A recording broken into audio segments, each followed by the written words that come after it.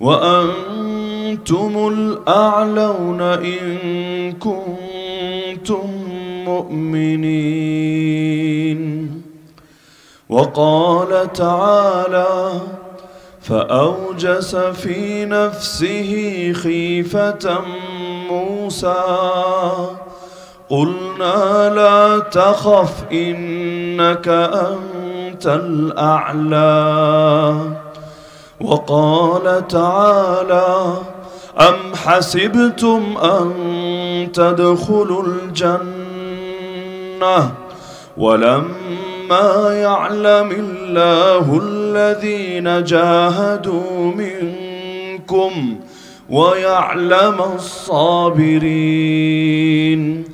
وقال النبي صلى الله تعالى عليه وسلم: إن الله زوالي الأرض فرأيت مشارقها ومغاربها وإن ملك أمتي سيبلغ ما زوي لي منها. وقال صلى الله عليه وسلم أيضا: وهل أنت إلا إصبع دميتي وفي سبيل الله ما لقيت. وقال أصحاب محمد رضي الله عنهم: نحن الذين بايعوا محمدا على الجهاد ما بقينا أبدا. وقال عبد الله بن المبارك: يا عابد الحرمين لو أبصرتنا لعلمت أنك في العبادة تلعب. من كان يخضب خده بدموعه فنحورنا بدمائنا تتخضب. ريح العبير لكم ونحن عبيرنا رهج السنابك والغبار الأطيب. ولقد أتانا من مقال نبينا قول صحيح صادق لا يكذب.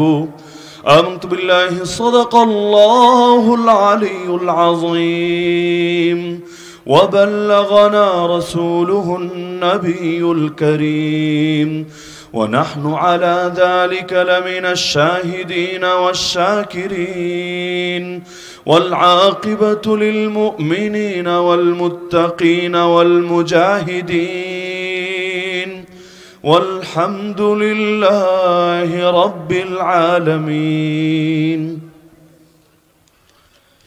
দাওয়াতুল কোরআন model মাদ্রাসা রাজশাহীর পক্ষ থেকে আয়োজিত কোরআনের হাফেজ ছাত্রদের পাগড়ি ও সনদ প্রদান উপলক্ষে অনুষ্ঠিত আজকের ইসলামী মাহফিলের সম্মানিত সভাপতি, সহসভাপতি, প্রধান অতিথি, বিশেষ অতিথি, অন্যান্য অতিথিবৃন্দ, উপস্থিত আমার সাথে আজাজিবুল ইহতারাম হযরত উলামায়ে কেরাম, এলাকার গণ্যমান্য মুরব্বীগণ, স্থানীয় এবং দূরদূরান্ত থেকে আগত দিনদরদি কোরআন প্রেমী প্রিয় তাওহীদি জনতা এবং পর্দার আড়ালে থাকা মা ও বোনেরা,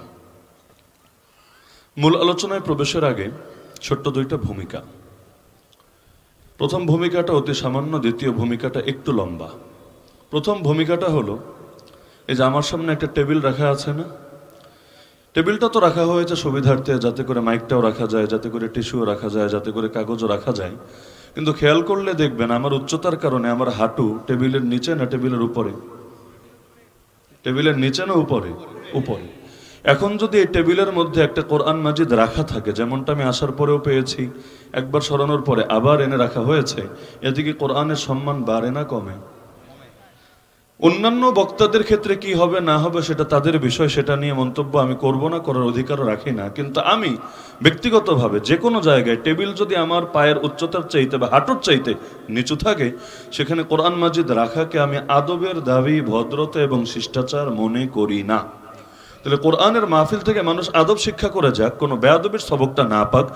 আর বিশেষ করে একটু আগে তো আমাদের প্রার্থী সাহেব আলোচনার মধ্যে বলছিলেন যে সিনার মধ্যে কোরআন, তো যারা হাফেজ হন তাদের সিনার মধ্যেই তো আল্লাহ তাআলা 30 পারা রাখার ব্যবস্থা করেছেন, সংরক্ষণ রেখেছেন।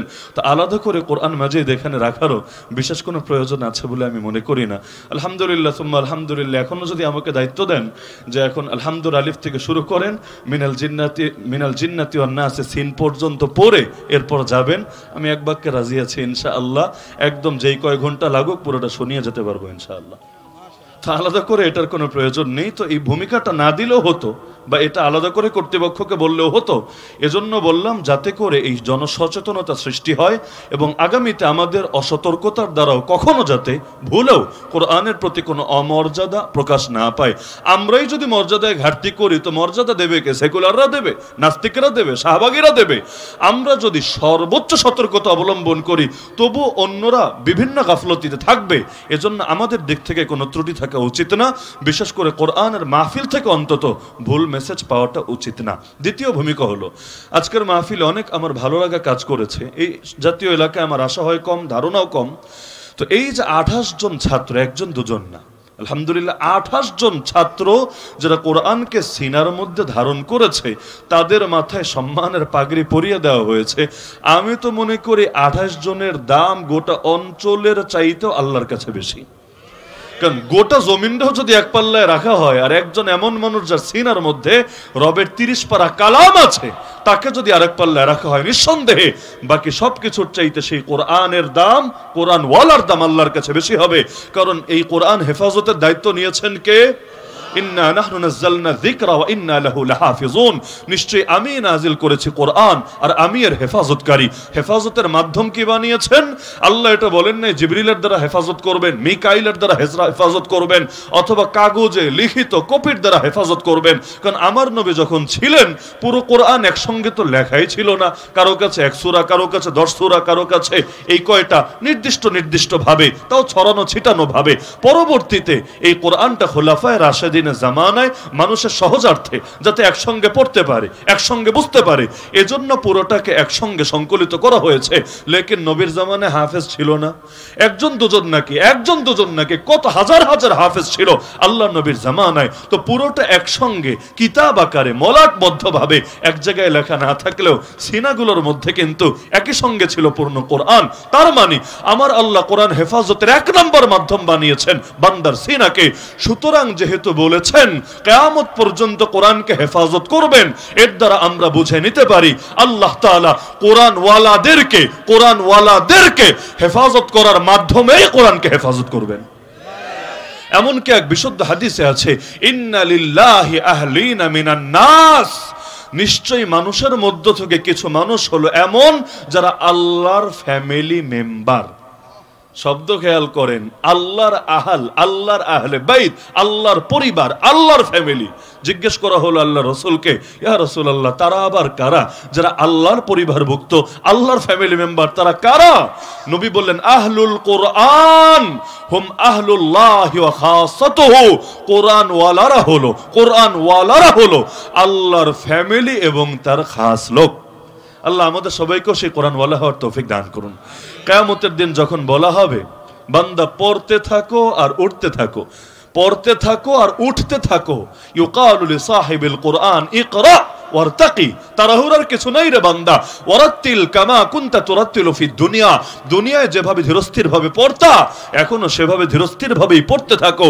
ফা ইন্না মানজিলাতাকা ইনদা আখিরি আয়াতিন তাকরাউহা, সর্বশেষ যেই আয়াতে গিয়ে তুমি থামবা সেটাই হবে তোমার জান্নাত। তাহলে যারা 10 সূরা মুখস্থ করেছেন, এই 10 সূরায় যেই কয়টা আয়াত আছে ওই কয়টা তো অন্তত পড়বেন। আল্লাহ আপনাদেরকে ওই কয় স্তর উপর উঠিয়ে দিবেন। যারা এর সঙ্গে সূরা ইয়াসিনও পারেন, আর রহমানও পারেন, ওয়াকিয়াও পারেন, হামিম সিজদাও পারেন, দুখানও পারেন, এরকম বিভিন্ন বিক্ষিপ্ত সূরাও পারেন, আপনিও পড়তে থাকবেন, আল্লাহ আপনাকে উপরে উঠাতে পারবেন। আর এই হাফেজ কোরআনরা ইনশাআল্লাহ আলহামদুলিল্লাহ রাব্বিল আলামিন থেকে শুরু করবে, মিনাল জিন্নাতি ওয়ান নাসে সিনে গিয়ে তো থামতেই হবে। তার মানে জান্নাতে সর্বোচ্চ স্তরে পৌঁছাতে আল্লাহ সর্বোচ্চ জায়গায় পৌঁছিয়ে দিবে।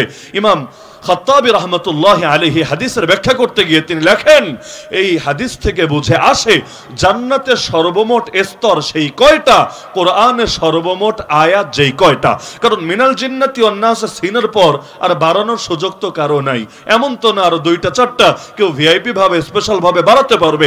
এখানে যেহেতু থামতে হবে, তার মানে আল্লাহ তাআলা তাকে সর্বোচ্চ মর্যাদায় আসীন করবে। কত বড় সৌভাগ্য এই হাফিজ সাহেবদের, কোরআনের সর্বমোট আয়াত যেই কয়টা, আল্লাহর বান্দারা যদি এই সিনার মধ্যে এটা নিয়ে মরতে পারে, জান্নাতে তাদের মাকাম হয়ে যাবে সেই কয়টা। কোরআনের সর্বমোট আয়াত কয়টা? 6000। রাজশাহীর মানুষ যদি জবাব দেন, এটা আসলে সাজে না। আপনাদের থেকে আরো সচেতনতা আশা করি আমরা। কোরআনের সর্বমোট আয়াত কয়টা? মাশাআল্লাহ, উনি সুন্দর জবাব দিয়েছেন, 6000-এর অধিক। আপনারা যারা বলেছেন 6666, উনি 6 6 6 6 4টা 6 মিলিয়ে দিয়েছেন। দায় অবশ্য আপনাদের না, দায় আমাদেরই। আমরাই এই ভুল বার্তাগুলো প্রচার করি, আর একটা ভুল বারবার বারবার বারবার বারবার বলতে বলতে ওইটাই মানুষের কাছে ধ্রুব সত্যের মতো হয়ে যায়। অথচ বাস্তবতা হলো, আমি যদি আপনাদেরকে কিয়ামত পর্যন্ত সময় দেই, কিয়ামত পর্যন্ত সময়, একজন 6 6 6 6 4টা 6 মিলাতে পারবেন না। যেটা নাই সেটা আপনি মিলাবেন কিভাবে? শ্বশুর বাড়ি থেকে তো কিছু ভাড়া করে আনার সুযোগ নাই, দুলাভাইয়ের থেকে কিছু ধার নেওয়ার সুযোগ তো নাই। মিনাল জিন্নাতি ওয়ান নাস সিনে তো থামতে বাধ্য আপনি। কোরআনে সূরা মাত্র 114টা। আমার কথা অন্ধভাবে মানার দরকার নেই, সূরা মাত্র 114টা। প্রতিটা সূরার আয়াত সংখ্যা যেই কয়টা, সবগুলোকে যোগ করলে যোগফল যেটা দাঁড়াবে সেটাই তো কোরআনের সর্বমোট আয়াত। রাতের শেষ ভাগে ওই সময় আল্লাহ এসে বলে, বান্দা তোর কি লাগবে বল, ক্ষমা লাগলে ক্ষমা করব, তোর যদি ঋণ থাকে বল, ঋণ পরিশোধের ব্যবস্থা করব, সুস্থতা লাগলে বল, আমি সুস্থতা দিব, রিজিক লাগলে বল, আমি রিজিক দিব। তো ওই সময় যদি ব্যালটে সিলমাইরা বলা যায়, আল্লাহ আর কিছু না, আর কিছু না, খালি ক্ষমতা লাগবে, ক্ষমতা, খারাপ কি আছে? আল্লাহ রাব্বুল আলামিন দয়া করে যদি নেক নজর দেয়, আলহামদুলিল্লাহ, এটাই তো বান্দার জন্য বিরাট প্রাপ্য বটে। এজন্য কথাই আছে, শুভ কাজে দেরি করতে নাই, শুভ কাজে দেরি করতে নাই। তো এই জামানায় হলো তেগুলোই করতো না, করতো। আশপাশে কথা না বললে ভালো। এই জামানায় হলে এগুলোই করতো, কিন্তু নবী সুলাইমান এই জামানায় হলে করতো। আরেকটা উদাহরণ দেই, আমার কথাই কষ্ট পাবেন, এটা সমস্যার কিছু না। এজন্য নিয়ম হলো, কোন আলোচকরা দাওয়াত দিল, আগ থেকে আইডিয়া রাখা ভালো যে তিনি কি মধু দিবেন নাকি তিতা কিছু দিবেন। ওমর রাদিয়াল্লাহু আনহু 2-4টা বন্ধুর নাম বলতে পারবেন? তেমন পারবেন না। কেন জানেন? হক কথা তিতাই হয়, হক কথা তিতাই হয়। এটা যিনি কথা বলেন তার দোষ না, যে শোনে তার দোষ। ভেতরে মুনাফিকি থাকলে অনেক সময় ভালো জিনিসও খারাপ লাগে। জ্বর হলে মিঠা খাবারও তিতা লাগে, তাই না? জ্বর হলে মিঠা খাবারও তিতা লাগে। আবার বাদুর দিনের আলো দেখে না, সূর্যের আলো দেখে না, ওর কাছে সূর্যটাও বড় মন্দ মন্দ লাগে। ভাই, এটা সূর্যের দোষ না, এটা বাদুরের চোখের দোষ। কারো কাছে যদি হক কথা শুনলেও তীরের মতো বুকে বেঁধে, বুঝবেন ভেতরে কিছুটা হলেও ঝামেলা রয়ে গেছে। মরার আগে আল্লাহ আমাদের ওই ঝামেলাগুলো দূর করার তৌফিক দান করুন। তো এই জামানায় তো আমরা নিজেরা করার চাইতে মানুষকে দেখাতে বেশি চাই। আমার সবচেয়ে কষ্ট লেগেছে, ওই হজ উমরায় গেলে একটা কমন দৃশ্য দেখবেন, বা টিভি চালু করলেও ওই যদি চ্যানেল দেখেন মক্কার দৃশ্য কমন দেখবেন এমন কোনো জায়গা বাকি নেই যেখানে মানুষের হাতে মোবাইলটা ধরা নাই।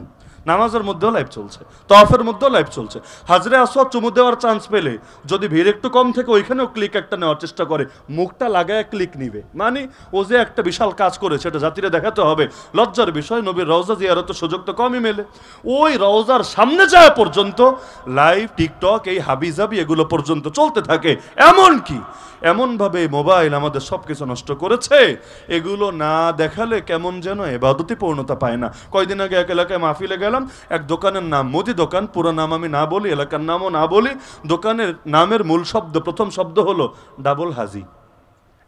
হাফিজুন, নিশ্চয়ই আমি নাজিল করেছি কোরআন, আর আমি এর হেফাজতকারী। হেফাজতের মাধ্যম কি বানিয়েছেন?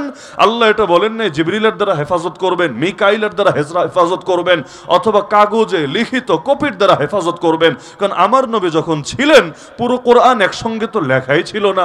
কারো কাছে 1 সূরা, কারো কাছে 10 সূরা, কারো কাছে এই কয়টা নির্দিষ্ট ভাবে, তাও ছড়ানো ছিটানো ভাবে। পরবর্তীতে এই কোরআনটা খোলাফায়ে রাশেদিনের জামানায় মানুষের সহজার্থে, যাতে যাতে একসঙ্গে পড়তে পারে, একসঙ্গে বুঝতে পারে, এজন্য পুরোটাকে একসঙ্গে সংকলিত করা হয়েছে।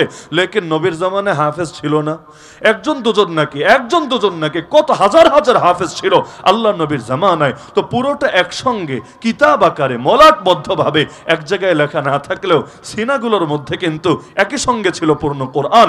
তার মানে আমার আল্লাহ কোরআন হেফাজতের 1 নম্বর মাধ্যম বানিয়েছেন বান্দার সিনাকে।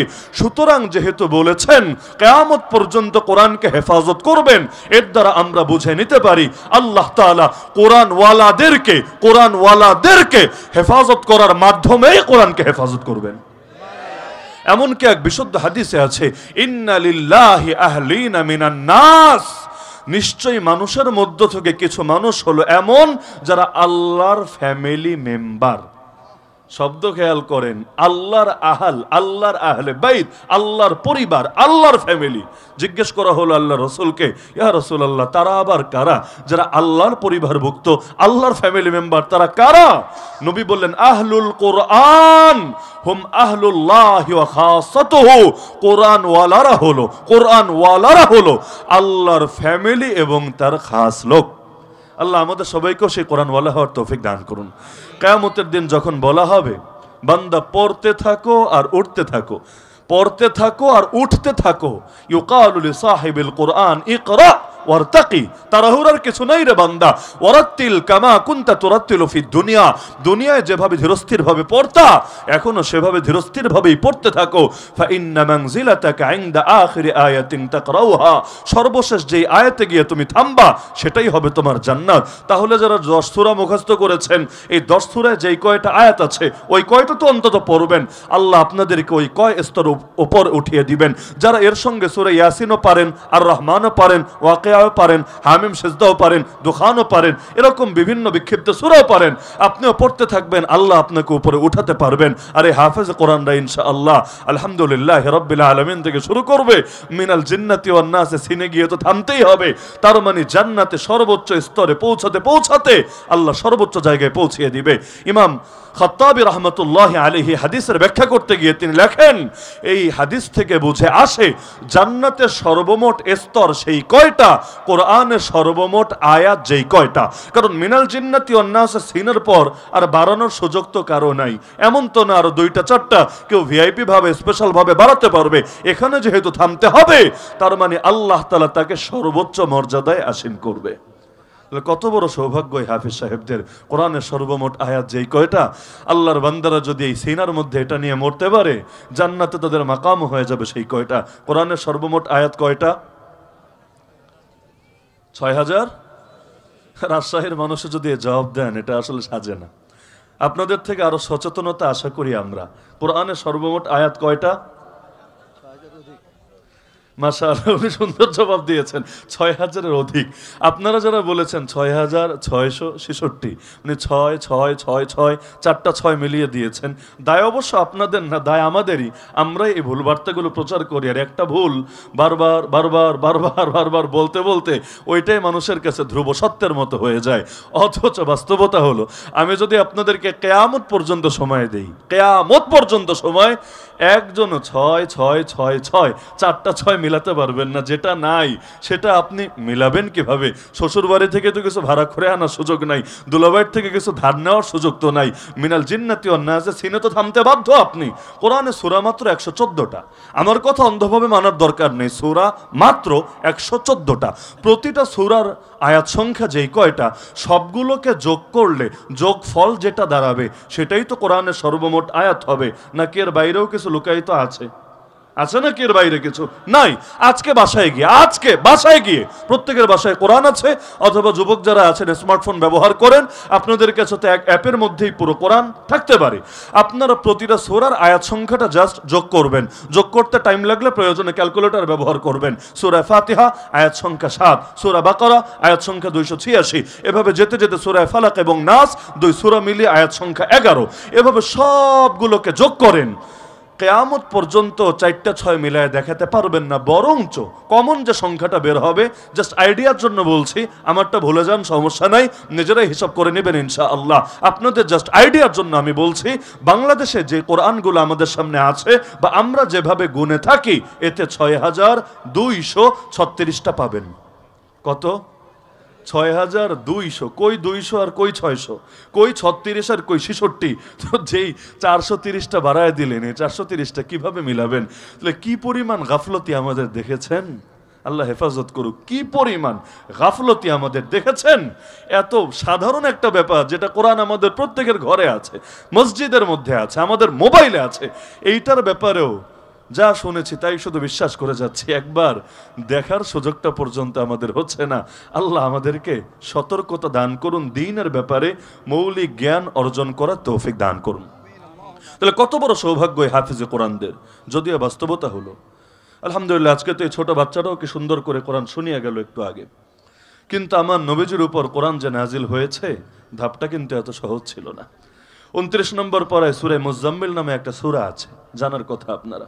সূরা মুজাম্মিল খুললে দেখবেন একটা আয়াত আছে, ইন্না সানুলকি আলাইকা কাওলান সাকিলা, নিশ্চয়ই আমি আপনার উপর এক ভারী, হালকা না, এক ভারী বাণী অবতীর্ণ করতে যাচ্ছি।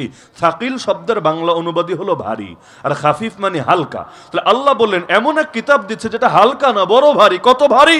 শীতের দিনে যখন কোরআন নাজিল হতো, অনেক সময় এমন হতো আমার নবীর গা থেকে ঘাম বের হয়ে কাপড় ভিজে যাওয়ার উপক্রম হতো। আমার নবী উটের পিঠে যদি চড়া থাকতেন, কোরআন নাজিল হতে শুরু হতো, উট পর্যন্ত অনেক ক্ষেত্রে নবীর ওয়েট নিতে পারতো না, এমন ভারী মনে হতো, উট পর্যন্ত জমিনে বসে যেতে বাধ্য হতো। একবার আমার নবী একজনের উরুর উপর মাথা রেখে শুয়ে আছেন, কোরআন নাজিল হতে শুরু হলো। আরে যার উরুর উপর নবী মাথা রেখেছিলেন, সে পরে বলেছে আমার মনে হচ্ছিল আস্ত পাহাড় উঠিয়ে আমার উরুর উপর এনে রেখে দেওয়া হয়েছে। এভাবেই একদিনে না, এক মাসে না, এক বছরে না, 23টা বছরে, 23টা বছরে পুরো কোরআনকে নাজিল করা হয়েছে। শুরু করা হয়েছে কোন সূরা দিয়ে? সূরা আলাকের প্রথম 5টা আয়াত দিয়ে, ইকরা বিসমি রাব্বিকাল্লাযী খালাক, তুমি পড়ো তোমার রবের নামে যিনি সৃষ্টি করেছেন। যদিও দুঃখের বিষয়, যেই কিতাবের, যেই ধর্মের ধর্মগ্রন্থের প্রথম আদেশে ছিল, প্রথম আয়াতে ছিল তুমি পড়ো, ওই জাতি কিনা ধর্মগ্রন্থ আর ধর্মীয় পড়া থেকে সবচাইতে বেশি গাফলতির পরিচয় দিয়ে থাকে। বাংলাদেশের অধিকাংশ মানুষ যে সহিশুদ্ধভাবে কোরআন পড়তেও জানে না, আপনারা জানেন? আরে আপনারা জানেন মসজিদে ইমাম না থাকলে অন্তত নামাজের ইমামতিটা চালায় নেবে। এইরকমও হয় না কিছু কিছু মসজিদে, এমন ঘটনাও যে ঘটে আপনারা জানেন? কত বড় গাফলতির কথা, যেই কিতাবের একটা অক্ষর পড়লেও 10টা নেকি। এমনকি নবী উদাহরণ দিয়েছেন এমন এক আয়াত দিয়ে, যে আয়াতের অর্থই বোঝা কারো সাধ্যের কথা না। আমার নবী বলেন কেউ কোরআনের এক অক্ষর পড়লে 10 নেকি। এরপর বলেন লা আকুলু আলিফ লাম মিম হারফুন বাল আলিফুন হারফুন ওয়া লামুন হারফুন ওয়া মিমুন হারফুন। আমি মুহাম্মদ বলি না আলিফ লাম মিম একটা অক্ষর, আমি বলি আলিফ একটা অক্ষর, লাম একটা অক্ষর, মিম একটা অক্ষর। তার মানে কেউ যদি পড়ে আলিফ লাম মিম, তার আমল নামায় লেখা হবে 30টা নেকি। অথচ আলিফ লাম মিমের অর্থ কে জানেন? পারলে বলেন। আন্দাজে একটা মন গড়া বললে তো হবে না। আলিফ মানি এই, লাম মানি এই, মিম মানি এই। যদি কেউ দাবি করেন, দাবির পক্ষে অকাট্য কি প্রমাণ দিতে পারবেন? তাহলে যেই আয়াতের অর্থ সুনিশ্চিতভাবে আমিও জানি না, আপনিও জানেন না, বড় তাফসীর খুললেও লেখা থাকে আল্লাহু আ'লামু বিমুরাদিহি বিযালিক, এর আসল অর্থ, আসল মর্ম কে জানেন? আল্লাহ। ওই আয়াত বলেও নবী বলছেন কেউ যদি এটা পড়ে তার আমল নামেও 30 অক্ষর 30টা নেকি লেখা হবে।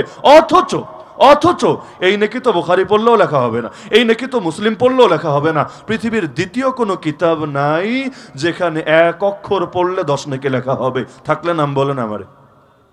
আছে কোনো কিতাব? আছে? নাই। এত দামি এই কিতাব আল্লাহ তাআলা দিলেন আমাদেরকে, অথচ এটা পড়ি না, একবার পড়ার আগ্রহ জাগে না। অথচ খালি পড়তে জানলেই শেষ না। প্রার্থী সাহেবও সুন্দর বলেছেন, পড়তে জানলেই শেষ না। 1 নম্বর সহিশুদ্ধ পড়া, একটা তিনি অবশ্য বলেন নাই, সেটা আমি যোগ করে দিচ্ছি।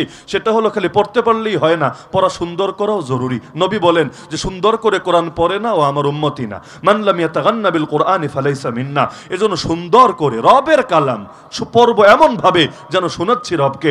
ওই দুনিয়ার গান একভাবে গাইলেই চলে? লোকে আরো টিটকারি মারে, টিটকারি, তাই না? এক গান যদি যে কোনোভাবে গায়, শিল্পীর নাম নাই নেই, অনেকে আছে ওই ফাইজলামি করে গান টান গায়, মানুষের উল্টা টিটকারি মারে। তো বাস্তবতা হলো গানের সুরই ঠিকভাবে না হলে লোকে টিটকারি মারে। তো রবের কালামের পড়াটাও যদি সুন্দর না হয়, এর চাইতে আফসোসের বিষয় আমাদের জন্য কি হতে পারে। এরপর বাকি তো আরো কত ধাপ আছে, আমরা এর জ্ঞান অর্জন করবো। আল্লাহ কি বলেছেন বুঝতে চাইবো। বাস্তবতা সূরা ফাতিহায় কি বলেছেন তাই বুঝি না, আল্লাহু আকবার বইলা কি বুঝাই তাই বুঝি না। আরে সব রাখেন, সব রাখেন, লা ইলাহা ইল্লাল্লাহ মানে কি এটাই তো অধিকাংশ বাঙালি জানে না। লা ইলাহা ইল্লাল্লাহ মানে ইবাদত চলবে একমাত্র কার, আনুগত্য চলবে একমাত্র কার, বিধান মান্য করা যাবে একমাত্র কার। আরে এইটাই যদি বুঝতো আর কিছু লাগতো না। আমার নবী মক্কায় 13 বছর করলেন কি? মক্কায় তো নামাজের বিধান এসেছে প্রায় শেষে, মেরাজের রাত্রে। অধিকাংশ টাইমে 5 ওয়াক্ত ফরজ নামাজের বিধানটাও ছিল না। রমজানের রোজা বলেন, হজ বলেন, যাকাত বলেন, পর্দা বলেন, মদ নিষিদ্ধ বলেন, জিহাদ বলেন, খেলাফত বলেন, সব আসলে মদিনায়। তো মক্কায় করলেন কি? আমার নবী তো সবচাইতে বড় যেই কাজ করলেন সেটা হলো তাওহীদের দাওয়াত। উম্মত আগে বোঝো লা ইলাহা ইল্লাল্লাহ কি, উম্মত আগে শেখো লা ইলাহা ইল্লাল্লাহ কি। এমনকি আবু জাহাল নবীকে মারলো কেন? আবু লাহাব নবীর দুশমন হলো কেন? রোজার জন্য, হজের জন্য, যাকাতের জন্য, কোরবানির জন্য, দান সৎকার জন্য না, বরং লা ইলাহা ইল্লাল্লাহর জন্য। তাহলে লা ইলাহা ইল্লাল্লাহ কি আছে যেটা বুঝে আবু জাহাল খেপে গেল? লা ইলাহা ইল্লাল্লাহ কি আছে?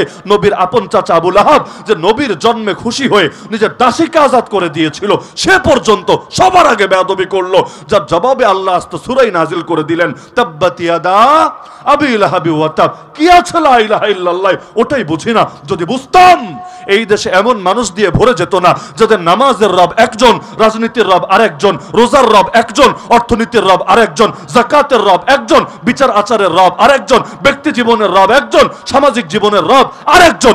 এজন্য যে কোরআন মেনে নামাজ পড়তে রাজি, ওই কোরআন দিয়ে বিচার করতে রাজি না। বিচারকরা যদি বলা হয়, হে মহান বিচারক আমাকে কোরআন দিয়ে বিচার করে দেন না, সে বলবে এত বড় সাহস, এত বড় সাহস, আমার আইন, আমার বিধান, আমার বিচার তোর ভাল লাগে না? কিন্তু তোর কথায় দেখে জঙ্গিবাদের গন্ধ পাওয়া যায়, তোর কথায় দেখে মৌলবাদের গন্ধ পাওয়া যায়, তোর কথায় যদি উগ্রবাদের গন্ধ পাওয়া যায়, তাহলে এইটা আবার কেমন লা ইলাহা ইল্লাল্লাহ হলো? এক জায়গায় আল্লাহরে মানলো, আর এক জায়গায় আল্লাহরে পুরা বুড়া আঙ্গুল দেখায় দিল। এমনকি শব্দে পর্যন্ত কত শিরিক ঢোকে। মাঝে মাঝে দেখবেন পত্রিকায় লেখে, রাষ্ট্রপতি অমুককে প্রাণ ভিক্ষা দিয়েছে,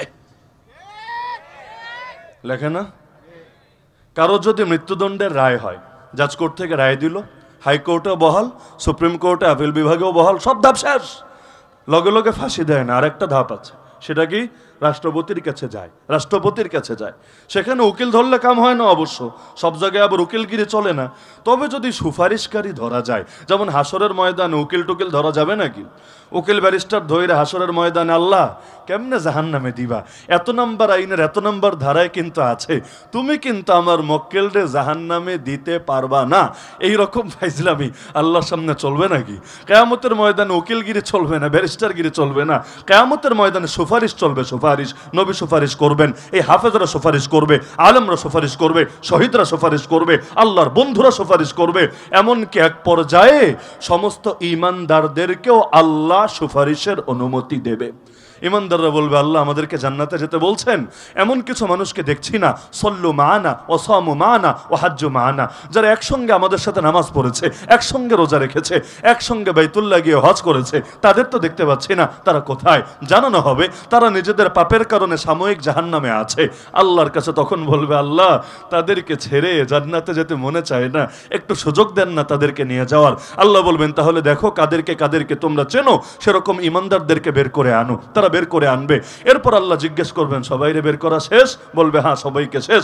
আল্লাহ বলবেন, তাহলে তোমরা তো তোমাদের দয়ার প্রকাশ ঘটিয়ে তাদেরকে বের করেছো, এবার আমি তোমাদেরকে বলে দিচ্ছি, যাদের ভেতরে বিন্দু পরিমাণ ঈমান পাবা, তাদের সবাইকে বের করে আনো। সবাইকে বের করা হবে। অবস্থা এমন হবে, হাদিসের ভাষ্য হলো, পুরে কেমন যেন তারা, ওই অনেক দীর্ঘকাল আগুনে থাকলে যেমন হয়, পুরে কেমন যেন তারা ছাইয়ের মতো হয়ে গেছে, শরীরের রঙই চেঞ্জ হয়ে গিয়েছে। যার কারণে আল্লাহ তাদের ব্যাপারে আদেশ জারি করবেন, এদেরকে একটা নহরের মধ্যে ফেলো আগে। নহর, যেই নহরের নামও হাদিসে বলা আছে, নাহরুল হায়াত। হায়াত মানে জীবন, নাহর মানে নদী, জীবনের নদী, সঞ্জীবনী নদ। এখানে ফেলো। যখন ফেলা হবে, এর আগে শরীর পুড়লে যেমন হয় তেমনই থাকবে, যখন উঠানো হবে, আল্লাহ নবী উদাহরণ দিয়েছেন, ওই নতুন চারা যখন ওঠে যেমন সবুজ শ্যামল থাকে, তারাও সেখান থেকে তেমন সজীব সতেজ হয়ে উঠে রবের জান্নাতে প্রবেশ করবে। তাহলে আল্লাহ তাআলার কাছেও সুপারিশ চলবে। তো এখন দুনিয়ার মধ্যে সুপারিশ চলে রাষ্ট্রপতির কাছে, যদি গিয়ে বলতে পারে স্যার আমাদের দলের লোক ছাইরা দেন, যদি উল্টাপাল্টা একটু করছে ব্যাপার না, এলাকায় যাওয়ার পরে দলের জন্য ভালো কাজ করতে পারবে, আগামী দিনে বিশাল সার্ভিস দিতে পারবে। এখন ইসলামের বিধান হলো সবাই সবাইরে মাফ করতে পারে না। মাফ করতে পারে কে? আউলিয়া উল মাকতুল, নিহত ব্যক্তির স্বজনরা। আপনার ছেলেকে মেরেছে, আপনি অধিকার রাখেন তাকে চাইলে মাগনাও মাফ করতে পারেন, চাইলে 100 উট বা তার সমপরিমাণ মূল্য নিয়ে আপনি ক্ষমা করতে পারেন, আর চাইলে তার ব্যাপারে আপনি জানের বদলে জান, প্রাণের বদলে প্রাণ, এই নীতিও বিচারকের কাছে চাইতে পারেন। আপনি যদি মাফ না করেন, প্রধানমন্ত্রী বলেন, রাষ্ট্রপতি বলেন, গোটা মন্ত্রী পরিষদ বলেন, গোটা সরকার বলেন, গোটা বিশ্ব বলেন, কোনো বাপের বেটারও ক্ষমতা নাই তারা মাফ করবে। তাও বাদ দিলাম যে এখানে নয়তো তিনি সেজেছেন সকলের মাফ করার অধিকার নিয়ে তিনি বসে আছেন, মানলাম, কিন্তু এরপর তিনি যদি মাফ করেই দেন, ঠিক আছে ফাঁসি দিও না, ছেড়ে দাও, তখন পত্রিকায় কি লেখে? রাষ্ট্রপতি প্রাণ ভিক্ষা দিয়েছে। বাহ, প্রাণের মালিকই তো পারে প্রাণ ভিক্ষা দিতে, তাই না? ভিক্ষা কে দিতে পারে? প্রাণের মালিকই তো প্রাণ ভিক্ষা দিতে পারে, অন্য কেউ দেয় কিভাবে? প্রাণের মালিক বৈশা আছে কি সুন্দর তার গদিতে, বেটা নিজের প্রাণ ভিক্ষা দে সবার আগে। আজরাইল যদি তোর ধারে কাছেও আসতে না পারে, সুযোগ থাকলে নিজের প্রাণটা ভিক্ষা দে না আগে। বলবে না না ওইটা পারি না, অন্যেরটা পারি ভিক্ষা দিতে। আরে কোনো মানুষই যদি অপর কোনো মানুষকে প্রাণ ভিক্ষা দিতে পারে, নমরুদের অপরাধ কি? নমরুদ তো নবী ইব্রাহিমের সামনে এই কথাটাই বলেছে। নবী ইব্রাহিম বলেছিলেন আমার রব জীবন দেন, আমার রব মরণ দেন, রব্বি আল্লাযী ইহয়ী ওয়া ইউমীত। নমরুদ বলেছে আচ্ছা আচ্ছা তাই নাকি, তাহলে আমিই তো তোমার রব, আনা ওহয়ী ওয়া উমীত, আমি জীবন দেই আমি মরণ দেই। ইব্রাহিম আলাইহিস সালাম চমকে উঠলেন, ব্যাক করলে বলে কি? আরে বলেটা কি, মাথা কি গেল নাকি? তিনি জিজ্ঞেস করলেন কিভাবে? জেল থেকে 2 আসামি ডাকিয়ে এনে একজনকে খালাস দিয়ে দিল আর আরেকজনের কল্লাই ফেলে দিল। স্বৈর শাসকের আবার জবাবদিহির দরকার আছে নাকি? ওর রাজ্যে ওই তো রাজা। এখন কেউ প্রতিবাদ করলে আয়নাঘরে ভরবে, প্রতিবাদ করলে ক্রস ফায়ারে দিবে, প্রতিবাদ করলে গুম করে রাখবে, প্রতিবাদ করলে রয়ের হাতে প্রয়োজনে তুলে দিবে। ওই যুগে এগুলো না থাকলেও কিছু না কিছু একটা তো ছিল এগুলোর বিকল্প হিসাবে। কারো কথা বলার অধিকার নাই, একজনকে ছেড়ে দিল বিচার ছাড়া, আরেকজনকে জল্লাদ ডেকে তার কল্লাই উড়ায় দিল, কোনো ধরনের আর্গুমেন্ট, জবাবদিহি, যুক্তিতর্ক, শুনানি সবকিছু ছাড়া। এবার নবীরে বললে এই দেখ আমি জীবন দিলাম, এই দেখ আমি মরণ দিলাম। তো জেলের আসামিকে ছেড়ে দেওয়াকে যদি জীবন দেওয়া বলে, প্রাণ ভিক্ষা দেওয়া বলে, তাহলে আমাদের রাষ্ট্রপতিরা বাদ দেন না? নমরুদেরই তো কোনো অপরাধ ছিল না, নমরুদরেও তো তখন বিশাল মহান মানুষ বলতে হবে। কোন পর্যায়ে শিরকি শব্দ চলে ভেবেছেন? ভেবেছেন? এমনকি হাইকোর্টে শুনানি করতে গেলে উকিলরা বলে ও মাই লর্ড, জানেন না? এখনো বাংলায় শুনানি চলে না, জীবন দিলাম বাংলার লাইগা শুনানি করতে হয় ইংলিশে। এখনো পর্যন্ত হাইকোর্ট, সুপ্রিম কোর্ট, এলিটদের ভাষা বাংলা হতে পারে না, ইংলিশ চলে। ওই ইংলিশের মধ্যে কি বলে? ও মাই লর্ড, হে আমার প্রভু। অথচ মুসলমানের প্রভুকে কবরের প্রথম প্রশ্ন হইতে এটা মান রব্বুকা, তোর রবকে। বলবে আমার রব তো জাজ, আমার রব তো জাস্টিস, আমার রব তো চিফ জাস্টিস। এই সমস্ত কথা বললে ফেরেশতাদের মায়ের একটাও নিচে পড়বে, 2-1টা যদি পরে ওইটা উঠায় আবার হাদিয়া হিসাবে দিয়ে দিবে। ভাবতে পারেন যেই দেশে নাকি 80% 90% মুসলমান আছে, তাই না? গর্ব করতে তো ভালোই লাগে। এই দেশে 88%, 85%, 90%, 80%, এক একজন এক একটা বলে। তো যেইটাই ধরেন না কেন, 80% যদি এই দেশে মুসলমান থাকে, এখনো সংবিধানে লেখা আছে সকল ক্ষমতার উৎস নাকি জনগণ। সকল ক্ষমতার উৎস জনগণ, মানেন তো তাই না?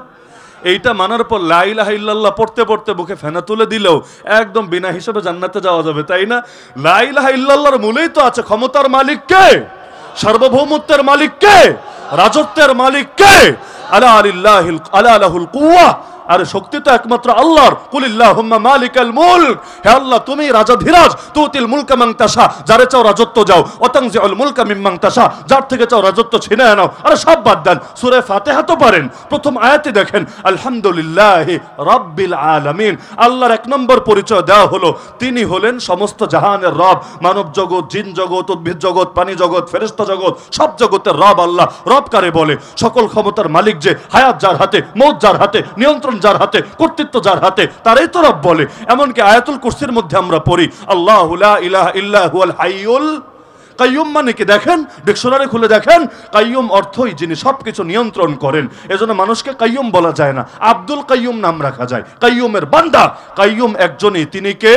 আরে তিনি কে? আল্লাহ। আল্লাহই ক্ষমতার মালিক। এতটুকু যদি না মানে, এত মসজিদ, এত মাদ্রাসা, আর এত কিছু করেছি, হ্যাংত্যাং করে উল্টে ফেলেছি, এগুলো বলার আর কি অধিকার থাকে? এত মানুষ মিলে যদি একটা কুফরি নীতির ব্যাপারে একমত হয়ে যায়, এর চাইতে বড় আফসোসের বিষয় জাতির জন্য কি হতে পারে? এখন তো ইসলামরাও আমরা বানিয়েছে দলাদলি সাবজেক্ট, এটা অমুকের দায়িত্ব, এটা তমুকের দায়িত্ব।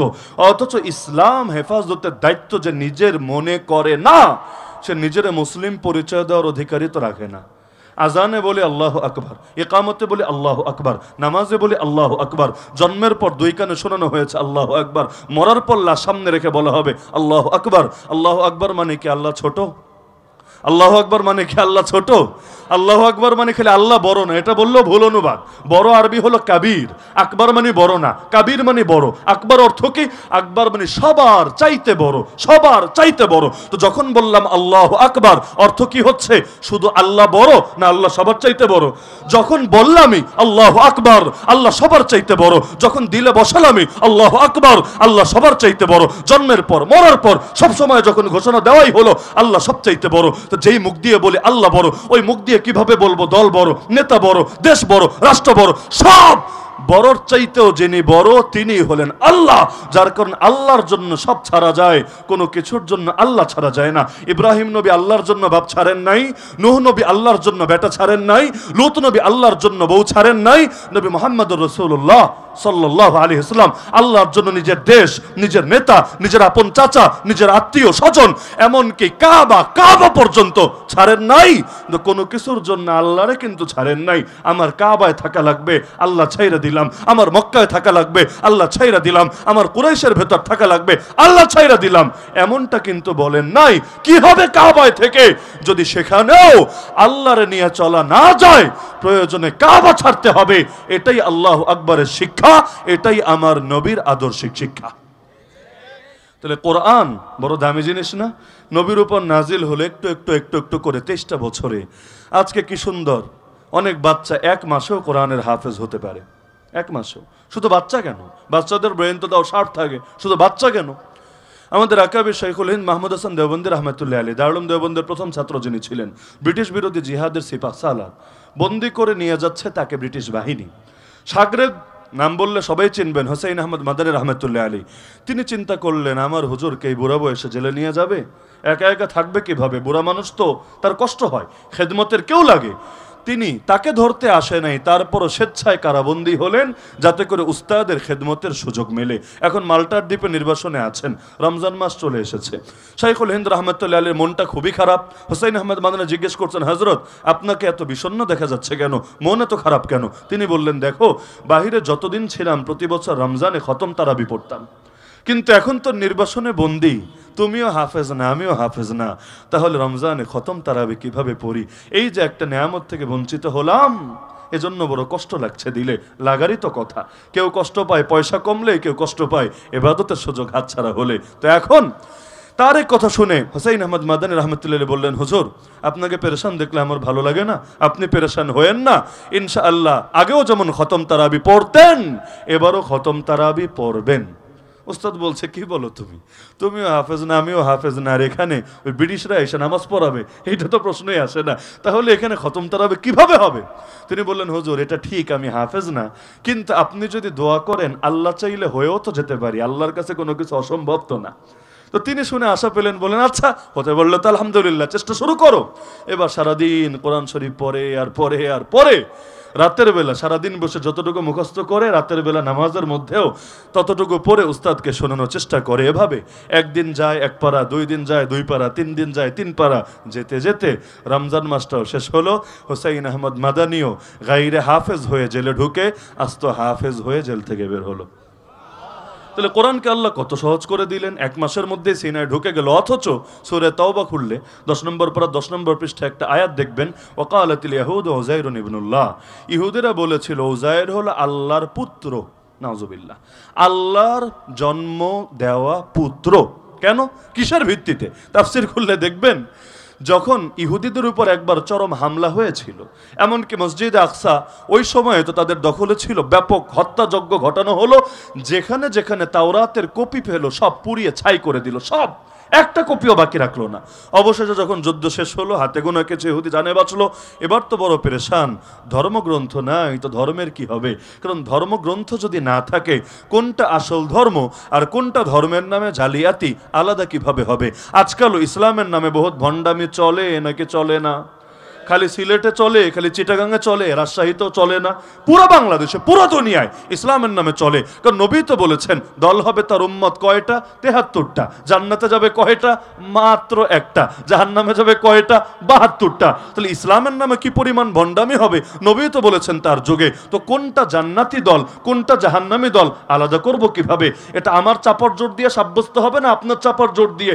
এটা আমার বাহুর বল দিয়ে প্রমাণিত হবে না আপনার বাহুর বল দিয়ে?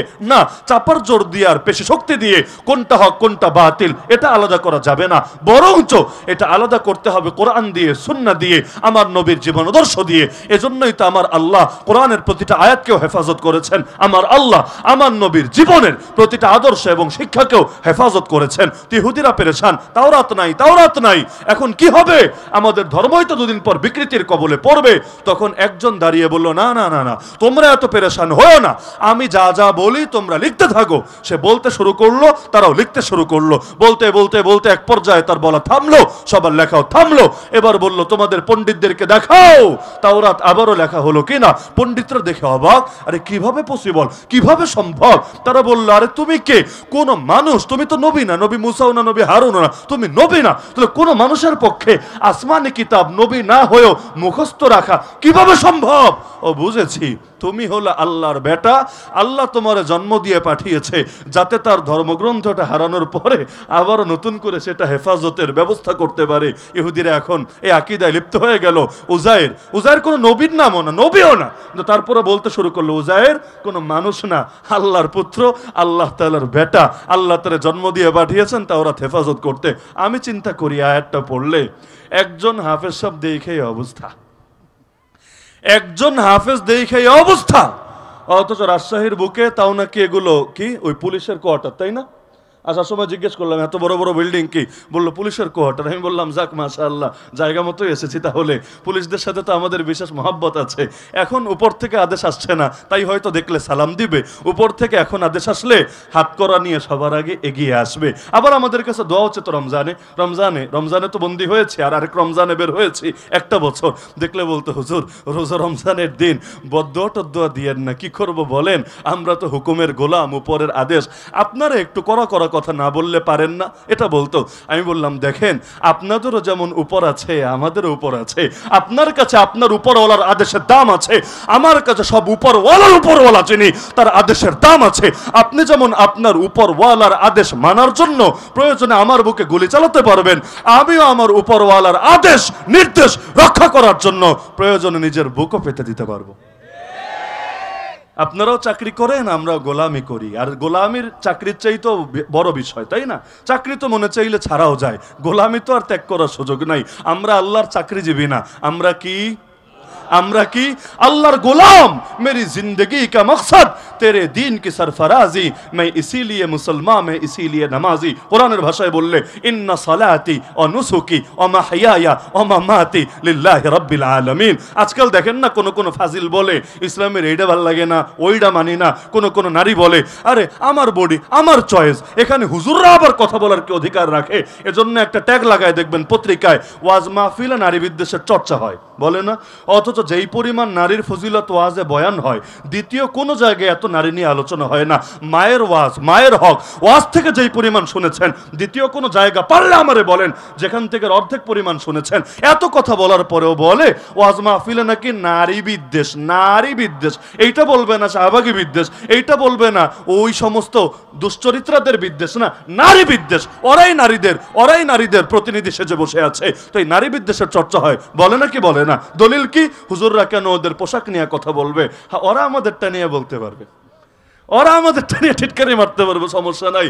আমাদের মা বোনদের হিজাব নেকাব নিয়ে টানা হেঁচড়া করতে পারবে, পরীক্ষার হল থেকে পর্যন্ত বের করে দিতে পারবে। শুধুমাত্র পর্দার কারণে অনেকের চাকরি পর্যন্ত খেয়ে ছাড়বে। এতে সমস্যা নাই, এতে কারো ইজ্জত লাগবে না। আমাদের মুসলিম মা বোনদেরকে রেপ পর্যন্ত করবে, এগুলো নিয়ে নারীবাদীদের মুখে কথা আসবে না। আর আরেকজনের বানানো একটা তিল কাণ্ড, একটা টিপ কাণ্ড, এইটা নিয়ে নিরীহ পুলিশ সদস্যরে পর্যন্ত চাকরিচ্যুত করতে দ্বিধা করবে না। সব তো ওরাই ভাই, আমরা তো ভাড়াটি, আমরা তো ভেসে এসেছি, এটা ওদের মগের মূল্য করা পেয়েছে। ওরা যা বলবে তাই নাকি মানতে হবে। এই দেশের অধিকাংশ চীনের আদর্শ চায় না রাশিয়ার আদর্শ চায়। আল্লাহর কসম করে আমি বলতে পারবো, সারা দেশে ঘুরি তো, শুধু রাজশাহীর অবস্থা দেখে বলছি না, সারা দেশ সামনে রেখে আল্লাহর জাতে পাকের কসম করে বলতে পারবো, আপনি যদি পুরো বাংলাদেশে মানুষকে, এই যে এখন গণভোট নিয়ে বহুত আলাপ হয় না, সব রাখেন, শুধু এইটার উপর একটা গণভোট করেন, জাস্ট দুইটা অপশন থাকবে, যে কোনো একটাই টিক দিবে। একটা অপশনের নাম শরিয়া, শরিয়া মানে কার আদর্শ? আল্লাহর। আর আরেকটা অপশনের নাম হলো শরিয়াহীনতা, সহজ শব্দই দিলাম, সেকুলারিজম টেকুলারিজম এইগুলা জটিল কিছু না বললাম। এক হলো শরিয়া, বা আরো সহজ করি, এক হলো আল্লাহর আইন আর আরেক হলো গায়রুল্লাহর আইন। এক হলো আল্লাহর আইন আর গায়রুল্লাহ, গায়রুল্লাহর মধ্যে সবই আছে, গায়রুল্লাহর মধ্যে সবই আছে।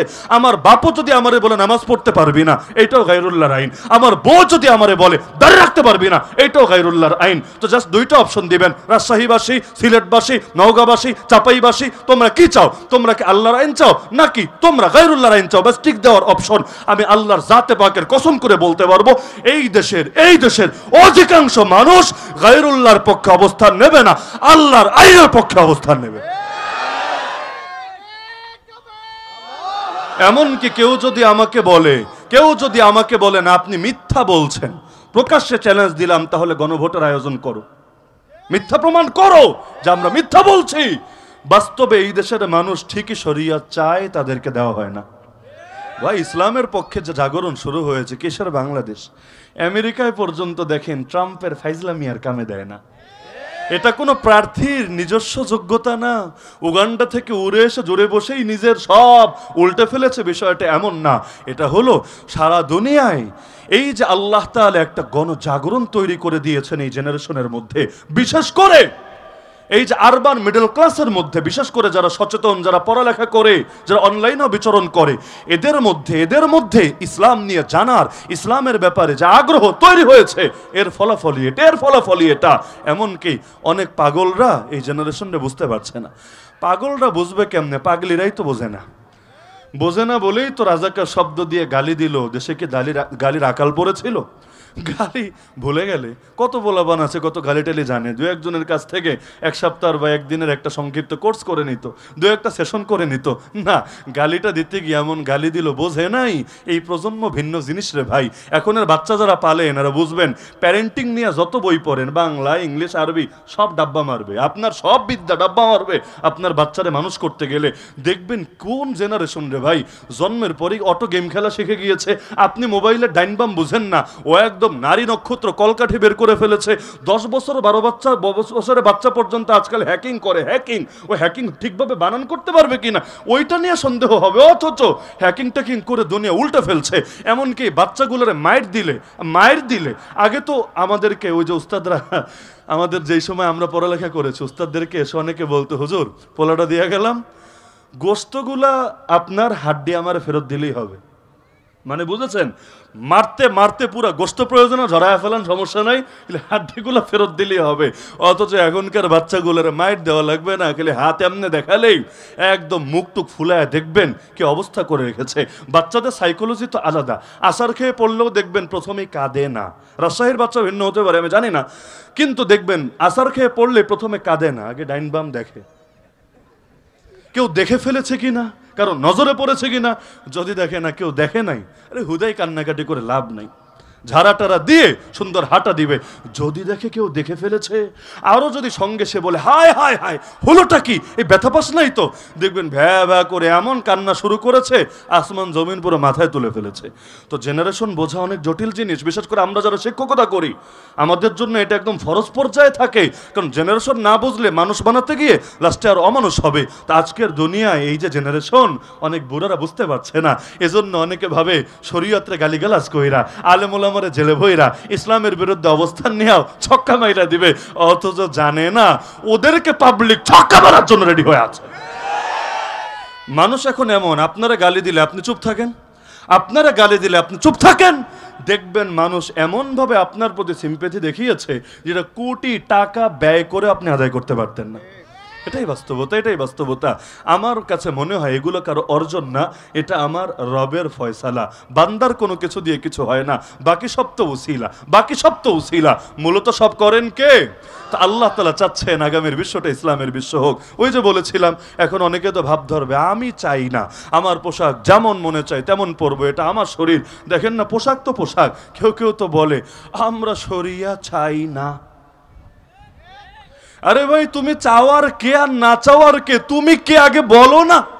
যদি তোমার পরিচয় হয় তুমি আল্লাহর গোলাম না, আল্লাহর দাস না, আল্লাহর বান্দা না, তাহলে বাকি আলাপ শোনার ওইটার একটা দাম থাকতে পারে। কিন্তু চাকর হয়ে, গোলাম হয়ে, ভৃত্য হয়ে, দাস হয়ে তুই বেটা আবার চাওয়ার কে? গোলামের কোনো চাওয়া থাকে না। মনিবের চাওয়াই গোলামের চাওয়া, মনিবের বলাই গোলামের বলা, মনিবের কথাই গোলামের কথা, মনিবের ইচ্ছাই গোলামের ইচ্ছা। এমনকি ইসলামের মাসালা পড়ে দেখেন, গোলাম কামাই করলো মালিক নিজে হয় না, মনিব হয়ে যায়। এমনকি গোলাম কি করবে না করবে এটাও তার ইচ্ছা দিয়ে নির্ধারণ হয় না, মনিবের ইচ্ছাই চূড়ান্ত বলে বিবেচিত হয়। তাহলে আমরা সবাই গোলাম আমাদের রবকে। আমাদের রব যদি আল্লাহ হয়, আমি আবার আল্লাহর বিধান চাওয়ার কে আর না চাওয়ার কে? এজন্য সূরা আর-রহমানে আল্লাহ বলেছেন, ইয়া মাশারাল জিন্নি ওয়াল ইনস, হে জিন জাতি আর মানব জাতি, ইন ইসতাতাতুম আন তানফুযু মিন আকতারিস সামাওয়াতি ওয়াল আরদি ফানফুযু। আরে আসমান আর জমিনের বর্ডার ক্রস করতে বললে কর। তোরে কে বলেছে আল্লাহর জমিনে থেকে আল্লাহর বিরুদ্ধে মাস্তানি করতে? কোন বাড়িতে ভাড়াটিয়া থাকলে মালিকের কথাই শুনে থাকার আগে যদি আপনি মালিকের কথা না শোনেন চলে যান, কিন্তু এখানে থাকলে তার কথা শুনেই থাকতে হবে, না হলে মালিক পুলিশ ডেকে হলেও প্রয়োজনে ঘাড় ধাক্কা দিয়ে আপনারা বের করার ব্যবস্থা করতে পারবে। তো এই জমিনের মালিক কে? বাংলাদেশের মালিক কে? আমেরিকার মালিক কে? গোটা পৃথিবীর প্রতিটি ইঞ্চি ইঞ্চির মাটির মালিক কে? বিগত দিনে ইসলামী জাগরণের কথা বললেও কেউ কেউ বলতো, হুজুর প্রয়োজনে আফগান চইলা যান, প্রয়োজনে পাকিস্তান চইলা যান, প্রয়োজন সৌদি চইলা যান। এমনকি আমাদের শেখ মুর্শিদ আল্লামা বাবুনগরী, আল্লামা জুনায়েদ বাবুনগরী রহমতুল্লাহ আলাইহি পাসপোর্টটা পর্যন্ত আটকে রেখেছিল জালেমরা।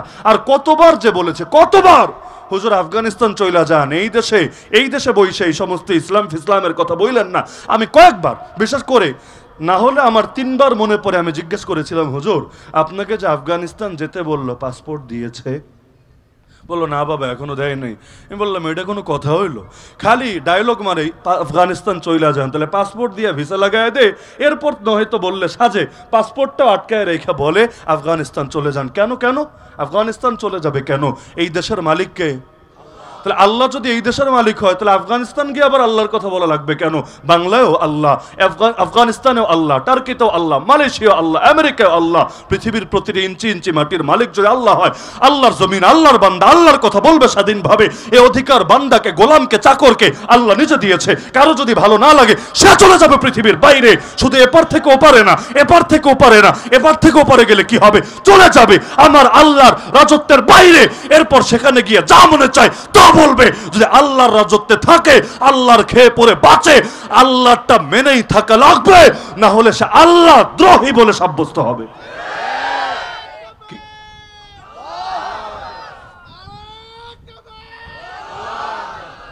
রাষ্ট্রদ্রোহী হওয়া বড় অপরাধ না আল্লাহদ্রোহী হওয়া বড় অপরাধ? বলেন না, রাষ্ট্রদ্রোহী হওয়া বড় অপরাধ না আল্লাহদ্রোহী হওয়া বড় অপরাধ? কারণ আল্লাহু আকবার তো বলেছি, আল্লাহ যেহেতু সবার চাইতে বড়, তার বিরুদ্ধে বিদ্রোহ করাটাও সবার চাইতে বড়। সুতরাং আর যা করেন ভাই, আমলে তো ঘাটতি সবারই আছে, কার নাই? আমার আছে, আপনার আছে, সবার আছে। কিন্তু আল্লাহর হস্তে ইমানে ঘাটতি অন্তত তৈরি হতে দিয়েন না। ইমানে না, অনেকে দলের ভেতর ইমান ঢুকায় রাখে, তাই না? অনেক সময় হয় না, দল চায় না বলে সে কোরআনের বিরুদ্ধেও কথা বলতে রাজি হয়ে যেতে পারে। নাউযুবিল্লাহি মিন যালিক। কি জবাব দিবে আল্লাহর কাছে? আমি চিন্তা করি, অনেক সময় বিভিন্ন নবীর ইজ্জত হেফাজত করতে রাস্তায় নামলে গুলি খাওয়া লাগে নাই? কিয়ামতের দিন এই গুলি খেয়ে শহীদ হওয়া ব্যক্তি আর গুলিকারী ব্যক্তিকে যখন আল্লাহ সামনাসামনি দাঁড় করাবেন, যেদিন আমার আল্লাহ একটা গরুকেও ঠকাবেন না। শিং ছিল না বলে গুতো খেয়েছে, শুধু দিতে পারে নাই। আমার আল্লাহ হাসরের ময়দানে 2টা গরুরে উঠেয়া সিংহীন গরুরে শিং দিয়া বলবেন, এবার তুই গুতা, তোর দিলের ঝাল মিটা। তো যেদিন আমার আল্লাহ একটা গরুর থেকেও ইনসাফ কায়েম করবেন, এদিন আমার আল্লাহ মাজলুমদের থেকে ইনসাফ কায়েম করবেন না। আমি খালি চিন্তা করি, আল্লাহ যখন মাজলুমকে বলবে, মাজলুম তোরে কেন মারা হলো? মাজলুম বলবে, আল্লাহ আল্লাহ একটাই অপরাধ, তোমার দ্বীনের পক্ষে ছিলাম, তোমার কোরআনের পক্ষে ছিলাম, এজন্য আমাকে বাঁচতে দেওয়া হয় নাই। আমি চিন্তা করি সেদিন জালেমের পরিণতি কি হবে। কারণ আল্লাহ নিজেই বলবেন কিয়ামতের ময়দানে, লিমানিল মুলকুল ইয়াউম, আজকের রাজত্ব কার? কে আছিস আজকে রাজত্ব করবি, আয় সামনে। লাস্টে আল্লাহ নিজেই জবাব দিবেন, লিল্লাহিল ওয়াহিদিল কাহার, আজকের রাজত্ব দুনিয়ার কারো না, আজকের রাজত্ব একমাত্র পরাক্রমশালী আল্লাহর। তো আমার নবীর উপরে এই কোরআনটা নাজিল হলো কয় বছরে? বলেন না কয় বছরে? 23টা বছরে।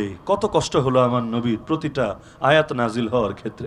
আর হবে না কেন, কোরআন তো এত ভারী। আল্লাহ বলেন, কোন পাহাড়ে যদি নাজিল করতাম ওই পাহাড়ও লোড নিতে পারতো না, চূর্ণ বিচূর্ণ হয়ে যেত আল্লাহর ভরে। সূরা হাশরের শেষ রুকুতে আল্লাহ জানিয়েছেন, লাউ আনজালনা হাযাল কুরআন আলা জাবাল লারাআইতাহু খাশিআম মুতাসাদ্দিআম মিন খাশিয়াতিল্লাহ। হ্যাঁ, অনেকের একটা সংশয় ভেঙে দেই। এই আলোচনা থেকে কেউ আবার ভুল মেসেজ নিতে পারেন যে হুজুর, কোরআন যদি এত জটিলই হয় তাহলে আমাদের 7 বছরের বাচ্চাও সিনায় সহজে নিতে পারছে, কই শীতের দিনে তো ঘামে না, ও তো উটের পিঠে বসা থাকলে উট বসে না, ও তো তেলাওয়াত করতে গেলে ওর শরীর এত ভারী হয়ে যায় না, আমার নবীর এত কষ্ট হলো কেন? ছোট বাচ্চাটারও তো কোনো কষ্ট হচ্ছে না। জবাব সিম্পল, অত তাত্ত্বিক জবাবের দরকার নেই, একটা উদাহরণ দিলে জবাব বুঝে ফেলবেন ইনশাআল্লাহ। চাঁদ দেখেছেন? রাজশাহীর আকাশে চাঁদ নাই? চাঁদ দেখেছেন? সূর্য দেখেছেন? মাশাআল্লাহ, দুটোই দেখেছেন। চাঁদেরও আলো আছে, সূর্যেরও আলো আছে। যদিও বিজ্ঞান বলে চাঁদের নিজস্ব আলো নাই, চাঁদের আলোটা মূলত কার আলো? ওই সূর্যেরই আলো। চাঁদের আলোটা মূলত সূর্যেরই আলো। এবার আমাকে বলেন তো রাজশাহীবাসী, আকাশে দিনে যখন সূর্য ওঠে, এখন তো আর সূর্য নাই, কিন্তু আকাশে দিনে যখন সূর্য ওঠে, সূর্যের দিকে কয় ঘন্টা তাকায়া থাকতে পারবেন?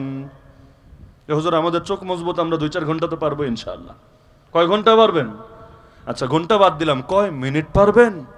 মিনিট বাদ দিলাম, আগামীকাল দিনে পরীক্ষামূলক 10 সেকেন্ড তাকায় থেকে দেখেন কি মজাটা যে লাগে। আর নিয়মিত তাকায় থাকলে চোখের ডাক্তার চশমা দিয়েও কুলাতে পারবে না, আপনার চোখের এর চাইতে বেশি 12টা বাজবে। অথচ চাঁদের তো আলো নয় নিজস্ব, ওই আলো তো সূর্য থেকে এসেছে। চাঁদের দিকে কয় সেকেন্ড তাকায় থাকতে পারবেন? বলবেন হুজুর সেকেন্ডের হিসাবে আইসা লাভ নাই, কয় মিনিটও না, কয় ঘন্টা বললে ওইটাও তাকায় থাকতে পারবো। এই চাঁদ দেখে কত মানুষ কবি হয়ে গেল, এই চাঁদ দেখে কত মানুষের ভেতরে দুঃখ দুর্দশা দূর হয়ে গেল, এই চাঁদ দেখে কত মানুষের খারাপ মন ভালো হয়ে গেল। এমনকি এত হাজার কবিতা লেখা হয়েছে, তাও কবিতা শেষ হয় নাই। এত হাজার সাহিত্য রচনা হয়েছে, তো সাহিত্য শেষ হয় নাই। অথচ এই আলো তো সূর্য থেকে এসেছে। পার্থক্য কি? আরবিতে বলে সূর্যের আলোটা হলো জালালি, চাঁদের আলোটা হলো জামালি। সহজে বোঝেন, কোরআন এত ভারী, আল্লাহ যদি ডাইরেক্ট আমার উপর, আপনার উপর, এই মাদ্রাসা থেকে 28টা যে বাচ্চা হাফেজ হয়েছে ওদের উপর আল্লাহ নাজিল করতো, নাম নিশানাও বাকি থাকতো না, লোড তো নিতেই পারতো না, জমিন আর বাইচাই থাকতে পারতো না।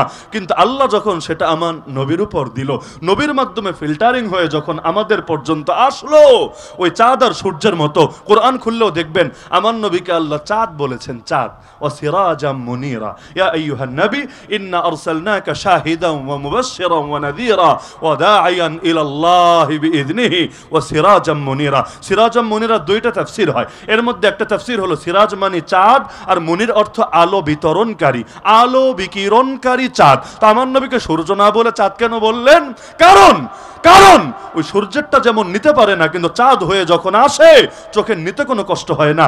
আল্লাহ যখন দিলেন, নেওয়ার যোগ্যতা আমাদের ছিল না, নবী যখন গ্রহণ করলেন এরপর আমাদেরকে দিলেন, আলহামদুলিল্লাহ, এখন আর নিতে কোনো কষ্ট হয় না। এজন্যই আমার নবী মানব জাতির ভেতর থেকে আমাদের উপর যেই পরিমাণ অনুগ্রহ আমাদের উপর তার রয়েছে, বাস্তবতা হলো পৃথিবীর কোনো বাপমাও সন্তানের উপর এত বড় অনুগ্রহ করতে পারে না। কারণ বাপমা তো শরীরও জন্ম দিতে পারবে, লেকিন মানুষের শরীর দিয়ে কি হবে? শরীর তো আবু জাহালেরও ছিল, শরীর তো আবু লাহাবেরও ছিল। নাহনু কওমুন আ'আজ্জানাল্লাহু বিল ইসলাম আ'আজ্জানাল্লাহু বিল কুরআন, আমরা সেই জাতি যাদেরকে আল্লাহ ইসলাম দিয়ে, কোরআন দিয়ে সম্মানিত করেছেন। এজন্য যখন সেই কোরআন ছাড়বো, সম্মান আর থাকবে না যেমন এখন নাই। কি সম্মান আছে আমাদের? 200 কোটি নাকি মুসলমান আছে, বাহ, বলতে তো মজাই লাগে। 1 নম্বরে খ্রিস্টান 220 কোটি, 2 নম্বরে মুসলমান, আর বাকি সব ধর্ম বহুত পরে। এত মুসলমান দিয়ে কি হলো? যেই সময় 313 ছিলাম, তখনই যে ইজ্জত ছিল তার 1000 ভাগের 1 ভাগ ইজ্জত এখন আছে। ঢাকা শহরে পর্যন্ত কোরআন পায়ের তলায় ফেলে পিষ্ট করার দুঃসাহস দেখায়।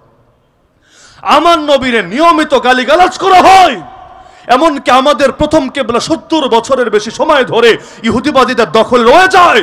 আমাদের বোন ডক্টর আফিয়া সিদ্দিকা 2 দশকের বেশি সময় ধরে আমেরিকার কারাগারে পচে গলে মরতে থাকে। এমনকি আল্লাহর ঘর বাবরি মসজিদ ভেঙে রাম মন্দির বানানোর দুঃসাহস পর্যন্ত দেখানোর চেষ্টা করে। এমনকি বাংলাদেশে পর্যন্ত বসে কেউ কেউ জয় শ্রীরাম বলে হিন্দুত্ববাদের পক্ষে জয়গান তুলে এই দেশকেও ইন্ডিয়ার অঙ্গরাজ্য বানানোর দুঃস্বপ্ন দেখে। কি হলো এত সংখ্যায় বেড়ে, কি হলো? এখনো আমাদের স্লোগান এতেই সীমাবদ্ধ থাকে, আল কোরআনের আলো ঘরে ঘরে জ্বালো। খালি ঘরের মধ্যে জ্বালালেই চলবে, মাশাআল্লাহ, এর বাইরে আর লাগবে না। ঘরের মধ্যে আলো জ্বালায় তালা মাইরা রাইখা দাও, বাইরে আলো গেলে ঝামেলা আছে। এখনো পর্যন্ত স্লোগানটাই ব্যাপক হয় নাই, কারণ স্লোগান ব্যাপক করলে আব্বু যদি মাইন্ড করে।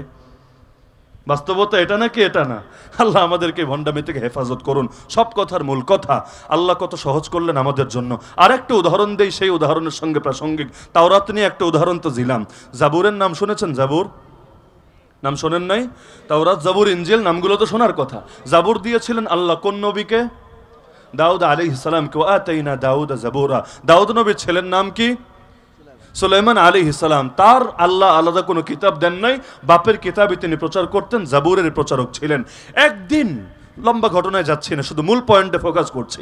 একদিন সংবাদ আসলো, রানী বিলকিস তার দলবল নিয়ে, বাহিনী নিয়ে নবী সুলাইমানের কাছে আসছেন। আল্লাহ নবী সুলাইমান চাইলেন বিলকিসরে একটু সারপ্রাইজ দিই, একটু চমকায় দিই, এমন কিছু দেখাবো যেটা দেখেও বুঝবে আমি সাধারণ কোনো রাজা না, সাধারণ কোনো বাদশা না, আমি আল্লাহর একজন নবী।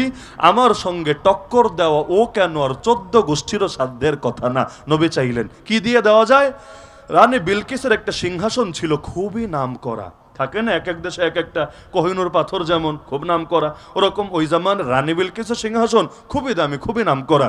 নবী চাইলেন রানী বিলকিস তো রওনা করে অনেক এগিয়ে এসেছে, ও আসার আগে ওর সিংহাসন এনে হাজির করবেন। ও আসার পর এটা ওকে দেখাবেন, মূল আগের মতো রেখে না, হালকা একটু পরিবর্তন করে ওরা দেখাবেন, ও চিনতে পারে কিনা। যদি পারে এটা ওর জন্য এমন সারপ্রাইজ হবে, বড় বড় ওয়াজ নসিহত করা লাগবে না। এই মুজিজা দেখেই সে সহজেই ইসলামের ব্যাপারে আকৃষ্ট হবে। যেমন আমাদেরকে আল্লাহ একটা মুজিজা দিয়েছেন, কত সহজ, নবীরে পাই নাই, নবীর মুজিজা আল্লাহ আমাদের মধ্যে আজও রেখেছেন, কিয়ামত পর্যন্ত রাখবেন। সেই মুজিজার নাম কি?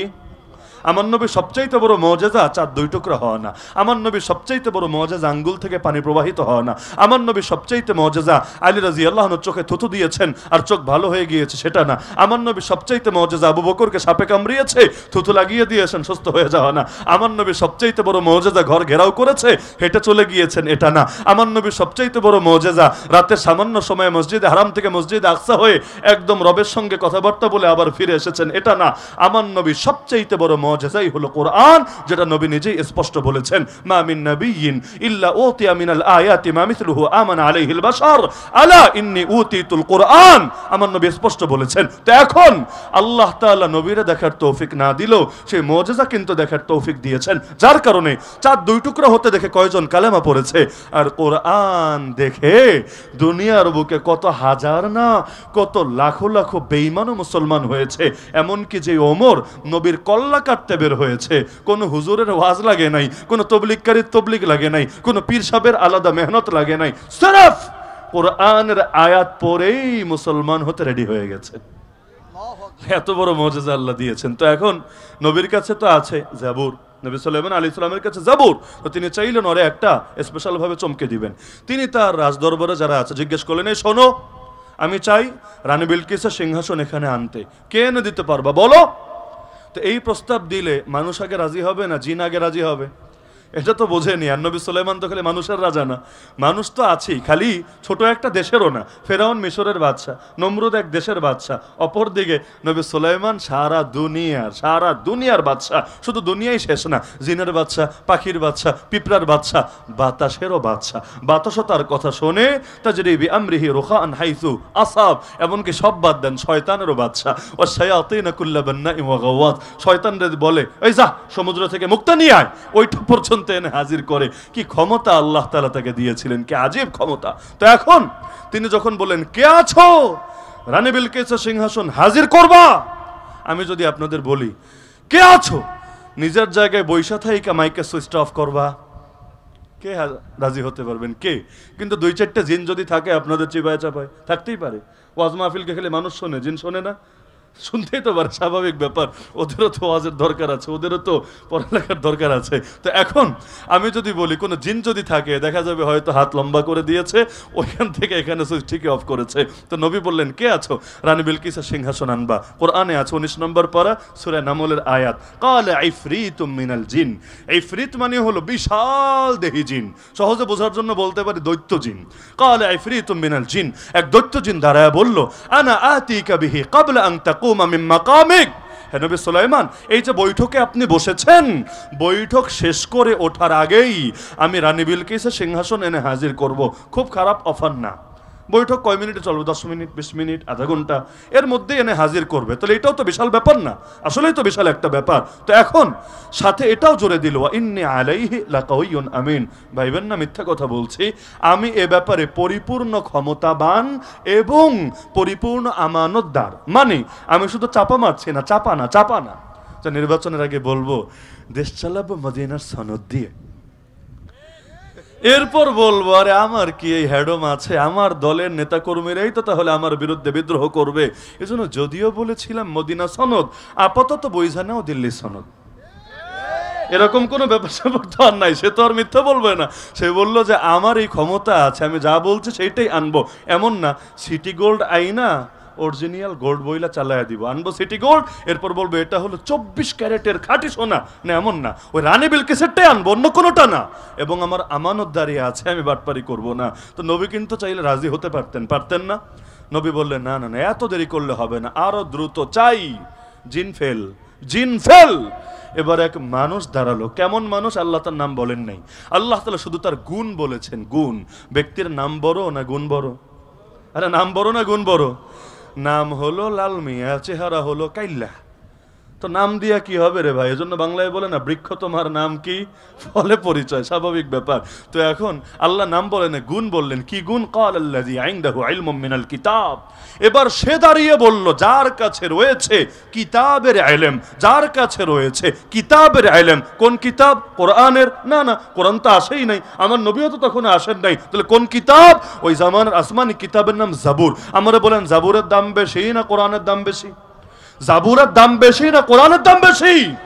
তাহলে জাবুরের ইলম ছিল তার, ওইটা বুঝেন। তাহলে কোরআনেরটা এমনি বুঝতে পারবেন, কারণ ছোটটা বুঝলে বড়টা এমনি বুঝে আসে। ওই অনেক সময় লোকে বলে না, তুই কি রে, তোর বাপ রে আমি চড়াইছি, চর মারছি, আর তুই কি বড় বড় কথা বলস? মানে ওইটা বুঝলে এটা আর বোঝা লাগে না, এমনি চলে। তো যার কাছে কিতাবের ইলম ছিল সে বলল, আনা আতিকা বিহি ক্বাবলা আন ইয়ারতাদ্দা ইলাইকা তারফুক। হে নবী সুলাইমান, আপনার চোখের পলক পড়ার আগেই আমি রানী বিলকিসের সিংহাসন এনে হাজির করব। শুধু বলে শেষ না, আসলে হাজির করেছেও। শুধু বলে শেষ না, হাজির করেছেও। চোখের পলক পড়তে 10-20 মিনিট তো মোটামুটি লাগে না? সেকেন্ডের ব্যাপার, এর মধ্যে না হাজির করেছে। ফালাম্মা রাআহু মুস্তাকিরান ইনদা, নবী যখন দেখলেন রানী বিলকিসের সিংহাসন তার কাছে রাখা, এই যুগ হলে কি করতো? বলতো তাড়াতাড়ি ছবি তোল, তাড়াতাড়ি লাইভ দে, তাড়াতাড়ি সাংবাদিক ডাক। আমাদের সফলতা জ্ঞান বিজ্ঞানে, আমাদের সরকারের অর্জন সারা দুনিয়াকে দেখাতে হবে না? এই জন্য প্রতিদিন আমরা ওই যখন বিমানে সফর করি, খালি দেখি থার্ড টার্মিনাল, ওই 3 নম্বর একটা টার্মিনাল উদ্বোধন হয়ে আছে না? যেই কয়বার বিশ্বাস করেন সামনে দিয়ে আসে, আমি চিন্তা করি, হায় রে আল্লাহ, উদ্বোধন হইল কবে? 1 বছর গেল, 2 বছর গেল, 2.5 বছর হতে চললো, বা আরো বেশিও মনে হয়েছে, এখনো ভেতরে একবার ঢুকতেই পারলাম না। এই উদ্বোধন দিয়ে কি লাভ হলো? লাভ হয়েছে। আল্লাহ তাআলা অনেক বুজুর্গ বান্দারে অনেক কিছু বোঝার তৌফিক দান করে। অনেকে দেখবেন মরার আগে কেমনে বুঝে, যে মনে হয় মরবে, সবার থেকে বিদায় টিদায় নেয়, শেষের জীবনে খুব ভালো আমল টামল করে, এরপর সুন্দরভাবে মরে। আল্লাহ মনে হয় কাউরে বোঝার তৌফিক দিয়েছিল, আগামীতে দৌড়ানি খাওয়া লাগলেও লাগতে পারে। এজন্য শুভ কাজে দেরি করতে নাই, কামটা আগেই সাইরা নেই। এজন্য দেখেন না, দিনের ভোটর আগে হতো, দিনের ভোটর রাতে হতো না বাংলাদেশে। কেন? আমার কাছে সুন্দর ব্যাখ্যা আছে, আসলে সুন্দর ব্যাখ্যা।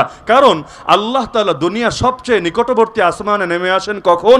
দিনের বেলায়? না, রাতের বেলায়। কোন টাইমে? তাও রাতের শেষ ভাগে। ওই সময় আল্লাহ এসে বলে, বান্দা বান্দা তোর কি লাগবে বল, ক্ষমা লাগলে ক্ষমা করব, তোর যদি ঋণ থাকে বল ঋণ পরিশোধের ব্যবস্থা করব, সুস্থতা লাগলে বল আমি সুস্থতা দিব, রিজিক লাগলে বল আমি রিজিক দিব। তো ওই সময় যদি ব্যালটে সিলমাইরা বলা যায় আল্লাহ আর কিছু না, আর কিছু না, খালি ক্ষমতা লাগবে, ক্ষমতা, খারাপ কি আছে? আল্লাহ রাব্বুল আলামিন দয়া করে যদি নেক নজর দেয় আলহামদুলিল্লাহ, এটাই তো বান্দার জন্য বিরাট প্রাপ্য বটে। এজন্য কথাই আছে শুভ কাজে দেরি করতে নাই, শুভ কাজে দেরি করতে নাই। তো এই জামানায় হলো তেগুলোই করতো না, করতো। আশপাশে কথা না বললে ভালো।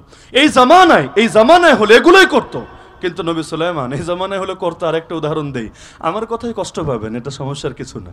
এজন্য নিয়ম হলো কোন আলোচকরা দাওয়াত দিল আগ থেকে আইডিয়া রাখা ভালো যে তিনি কি মধু দিবেন নাকি তিতা কিছু দিবেন। ওমর রাদিয়াল্লাহু আনহু 2-4টা বন্ধুর নাম বলতে পারবেন? তেমন পারবেন না। কেন জানেন? হক কথা তিতাই হয়, হক কথা তিতাই হয়। এটা যিনি কথা বলেন তার দোষ না, যে শোনে তার দোষ। ভেতরে মুনাফিকি থাকলে অনেক সময় ভালো জিনিসও খারাপ লাগে। জ্বর হলে মিঠা খাবারও তিতা লাগে, তাই না?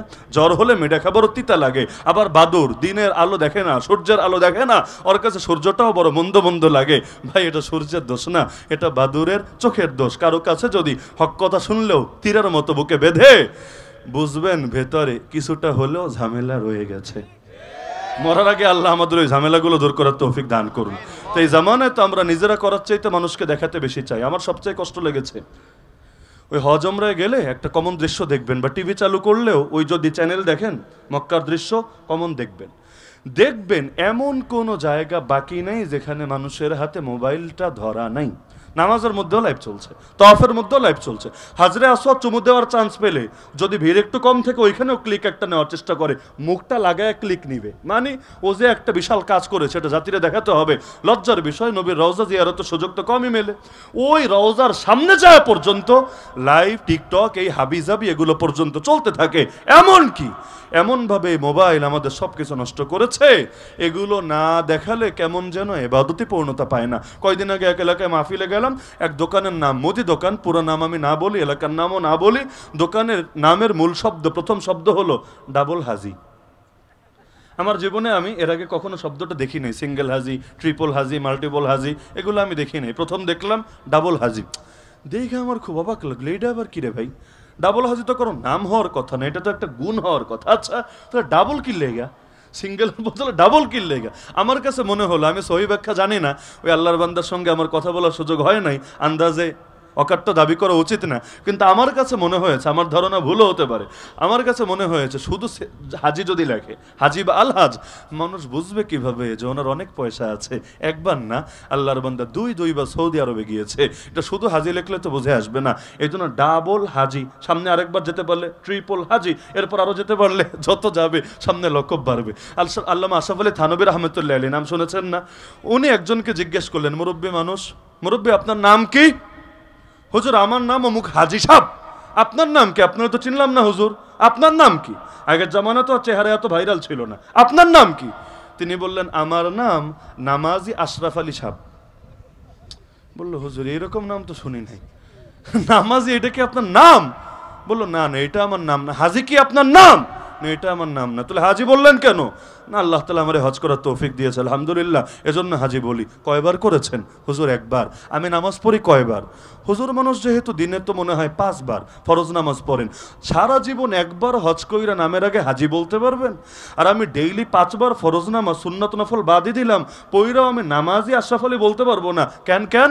নামাজ পড়তে পয়সা লাগে না, আর হজ করতে অনেক পয়সা লাগে, তাই না মুরব্বী, তাই না? তিনি জিজ্ঞেস করলেন, তার মানে এই নামের মধ্যেই রয়েছে ধান্ধা, এবাদত না। কারণ এবাদত হলে মানুষ নাম বলতো, আমার নাম জানো? আমার নাম নামাজি, রোজাদার, জাকাতদাতা, আলহাজ আলী হাসান উসামা, এভাবে বলার চেষ্টা করতো। তো বাকি কোনো কিছু বলে না, খালি হাজিটা কেন বলে? কারণ নামাজ পড়তে পয়সা লাগে না, রোজা রাখতে পয়সা লাগে না, হজ করতে তো বহুত পয়সা লাগে, এমনকি কোরবানি দিতে অত লাগে না, জাকাত দিতে অত লাগে না, হজ করতে তো বহুত পয়সা লাগে। দুনিয়ারা জানাতে হবে না মই কি হনুরে, কেউ কষ্ট পায়েন না, সবাই এক নিয়াতে লিখবে জরুরি না, কিন্তু এইরকম একটা ব্যাপার স্যাপার থাকলেও থাকতে পারে। তো নবী সুলাইমান এটা দেখার পর কোনো গর্বে টর্বে গেলেন না, তিনি বললেন হাযা মিন ফাদলি রব্বি, এটা আমার কিছুই না, এটা আমার রবের দয়া, রবের অনুগ্রহ, রবের ভিক্ষা। লিয়াবলুয়ানি, রব আমাকে পরীক্ষা করতে চায়। আশকুর আম আকফুর, আমি কি শুকরিয়া আদায় করি নাকি আমি অকৃতজ্ঞ হই। আমার শেষ বার্তা, সব আলোচনা থেকে আমরা একটা বার্তা বোঝার কথা, মূলত সব কিছু নিয়ন্ত্রণ করেন কে? আমরা তো জাস্ট ওসিলা। আমার বাচ্চারে আল্লাহর কসম আমি খাওয়াই না, আল্লাহ খাওয়াই, আমি ওসিলা। আমার বাচ্চারে আমি জীবন দেই নাই, আমি হয়েছি তার জীবন প্রাপ্তির বাহ্যিক একটা ওসিলা। জগতের মানুষ হতে পারে জাস্ট ওসিলা, মূলত সব করেন কে? আচ্ছা, আমার আল্লাহকে বেলালের রক্ত না ঝরিয়ে, আমার আল্লাহকে আমার নবীর রক্ত না ঝরিয়ে, আমার আল্লাহকে হামজার বুক চিরে কলিজা বের করে চিবিয়ে খাওয়া হলো, এই দৃশ্যের অবতারণা না করিয়ে ইসলামকে জিন্দা করতে পারতেন নাকি পারতেন না? তাহলে বদর লাগলো কেন, উহুদ লাগলো কেন, খন্দক লাগলো কেন, তাবুক লাগলো কেন, হুনাইন লাগলো কেন, ফাতে মক্কা লাগলো কেন? এগুলো ছিল ওসিলা। তাহলে সব করেন কে? আর আমাদের কাজ কি? আমাদেরকে হতে হবে ওসিলা। ইসলামকে দুনিয়াতে জিন্দা করবেন কে? আপনাদের কষ্টের কথাই এবার বইলা ফেলাই, এটা অনেকের কষ্ট লাগবে আর কি। ইসলামকে পৃথিবীতে জিন্দা করবেন কে? আমরা সবাই মরে গেলে ইসলাম থেমে যাবে, আমরা সবাই বসে গেলে ইসলাম থেমে যাবে। আরে আমার আল্লাহ ল্যাংরা মশা দিয়েও তার দুশ্মনকে সাহায্য করতে পারে। আমার আল্লাহ যাকে যাকে পাখি পাঠিয়ে, কি পাখি? কিরামান শব্দের অর্থই সম্মানিত। আর কাতিবিন মানে কি? কাতিবিন মানে লেখক, রাইটার, মানে তারা যে সংরক্ষণ করে সবকিছু, খালি মাথায় রাখে, ব্রেইনে রাখে এমন না, লিখে লিখে লিখে লিখে সব সংরক্ষণ করে। ইয়ালামুনা মা তাফআলুন, তোমরা যা করো তারা তা সবই জানে। তাহলে কিরামানকে নাম হলো নাকি সম্মানিত? কাতিবিনকে নাম হলো নাকি লেখক? এমনকি মজার বিষয় কি জানেন? আরবি ব্যাকরণ কেউ জানলে বুঝবেন, না হলে একটু কেমন কেমন লাগবে। ভাষার মধ্যে এক বচন বহু বচন আছে না? আরবি ভাষায় বচন আর একটা বেশি আছে, এক বচন, দ্বিবচন, বহু বচন। এক বচন, দ্বিবচন, বহু বচন। আরবিতে বহু বচন মানে অন্তত 3 আর নিচে না। বহু বচন মানে কত? 3, অন্তত 3 আর নিচে না। আল্লাহ বললেন কিরামান কাতিবিন, যে বললেন কিরামান শব্দটা বহু বচন, কাতিবিন শব্দটা বহু বচন। তো আরবি ব্যাকরণ সামনে রাখলে কিরামান কি একজন হবে না অন্তত 3 জন হবে? কাতিবিন কি একজন হবে না অন্তত 3 জন হবে? সর্বনিম্ন 3, বেশি বহুত, একদম আল্লাহ যা চায় তাই হতে পারে। আল্লাহই কিছু ঠিক করে দিল না, আমরা ঠিক করে দিলাম। কাতিবিন সাহেব কেমন আছেন?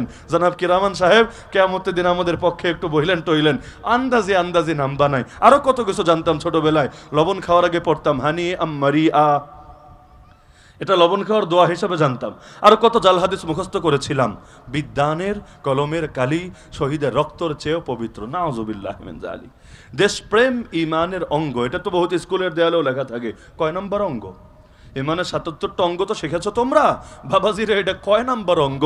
অথবা ছোটবেলায় যে ইমানের ঘোষণা দিলা, আমানতু বিল্লাহি ওয়া মালাইকাতিহি ওয়া কুতুবিহি ওয়া রুসুলিহি ওয়াল ইয়াউমিল আখিরি ওয়াল কদরি খাইরিহি ওয়া শাররিহি মিনাল্লাহি তাআলা ওয়াল বাসি বাদাল মাউত। দেশ গেল কই রে ভাই? আবার কোন দেশ? 47-এর আগেরটা না 71-এর আগেরটা না 71-এর পরেরটা? নাকি ইমানও আবার কয় বছর পর পর অ্যান্ড্রয়েডের মতো আপডেট হয়, iOS এর মতো আপডেট হয়? 47-এর আগে পুরোটা মহব্বত করে ইমানের অঙ্গ। যদি তুমি পুরোটারে মহব্বত না করো তুমি বেঈমান। আর 71-এর পর এখন আবার ইমান রে কাইটা ফেলতে হবে। ওইটারে মহব্বত করলে তুমি বেঈমান, আর এইটারে মহব্বত না করলে তুমি বেঈমান। 71-এর পর আবার কাটতে হবে ওইটারে মহব্বত। এইরকম ভাগাভাগি করে কোনো সুযোগ আছে নাকি? নাউযুবিল্লাহি মিন যালিক। হ্যাঁ, এখন বলবেন দেশকে কি মহব্বত লাগবে না? সেটা ন্যাচারাল ভাবেই মানুষ করবে, কারণ দেশের খালেক কে? এই মাটির স্রষ্টা কে? আল্লাহর সৃষ্টিরে আল্লাহর বান্দে এমনি মহব্বত করবে। মহব্বত করি বলেই তো আলো জ্বালাতে চাই, মহব্বত করি বলেই তো ইসলামের রঙে রাগাতে চাই। কারণ ইসলাম না আসলে এই দেশে শান্তি আসবে না, ইসলাম না আসলে এই দেশে মুক্তি আসবে না। কারণ ইবলিসের হাতে শান্তি নাই, শয়তানের হাতে শান্তি নাই, নরেন্দ্র মোদীর হাতে শান্তি নাই, ট্রাম্পের হাতে শান্তি নাই, নেতানিয়াহুর হাতে শান্তি নাই। শান্তি একজনের হাতে, সুখ একজনের হাতে, সমস্ত কিছু একজনের হাতে। তিনি কে? সুতরাং তারে নারাজ করে শান্তি পাওয়া যাবে না, আর তিনি রাজি হলে অশান্তিতে থাকা লাগবে না। তাহলে সব কথার মূল কথা, সব করেন কে? আমাদেরকে হতে হবে ওসিলা। সব করবেন কে? আমাদেরকে হতে হবে। কোরআন হেফাজত করবেন কে? তাহলে আমি হাফেজ কি লেগা? কোরআন হেফাজত করবেন আল্লাহ। হাফেজ মানে হেফাজতকারী, হাফেজ শব্দের অর্থই হেফাজতকারী। কোরআন হেফাজত করবেন কে? আমি আবার হাফেজ হচ্ছে কি লেগা, আমি ইনশাআল্লাহ আমার সিনাকে বানাবো ওসিলা, আমার কপাল খুলে যাবে। আগামী দিন ইসলামকে বিজয়ী করবেন কে? তাহলে খালেদ বিন ওয়ালিদের কাজ কি? তাহলে অন্যান্য সাহাবীদের কাজ কি? তারা হবে ওসিলা, কারো হাতে বিজয় না, নবীর হাতেও বিজয় না, বিজয়ের মালিক কে? আমি আপনাদেরকে দাওয়াতটাই দিতে চাই, আসেন না আমরা আগামী দিনে ইসলামের বিজয়ের ওসিলা হই। রাজি আছেন ইনশাআল্লাহ? একদিন না একদিন এদেশের আকাশে কালেমার পতাকা উড়বে উড়বে, একদিন না একদিন গোটা পৃথিবীর প্রতিটা ঘরে ঘরে আমার নবীর আদর্শ প্রবেশ করবেই করবে। আপনি বলতে পারেন এত কনফিডেন্স পেলেন কিভাবে?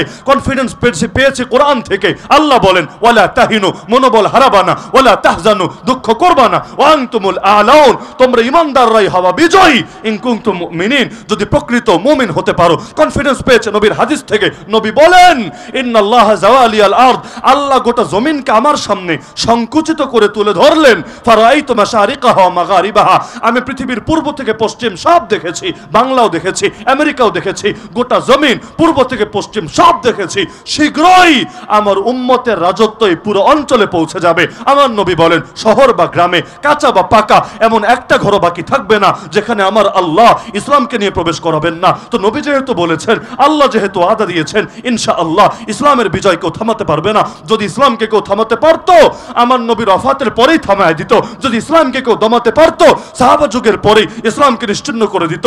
যদি ইসলামকে কেউ পৃথিবী থেকে সরাতে পারতো, ইমাম আবু হানিফা লাশ হওয়ার পরে, ইমাম আহমদ জেলে মাইর খাওয়ার পরে, ইমাম শাফিঈ জেলে ঢোকার পরে, ইমাম মালিক মদিনার অলিতে গলিতে তার মুখে চুনকালি লাগিয়ে ঘোরানোর পরে, এমনকি ইমাম ইবনে তাইমিয়া কারাগারে লাশ হওয়ার পরে ইসলামের নাম নিশানা হারায় যেত।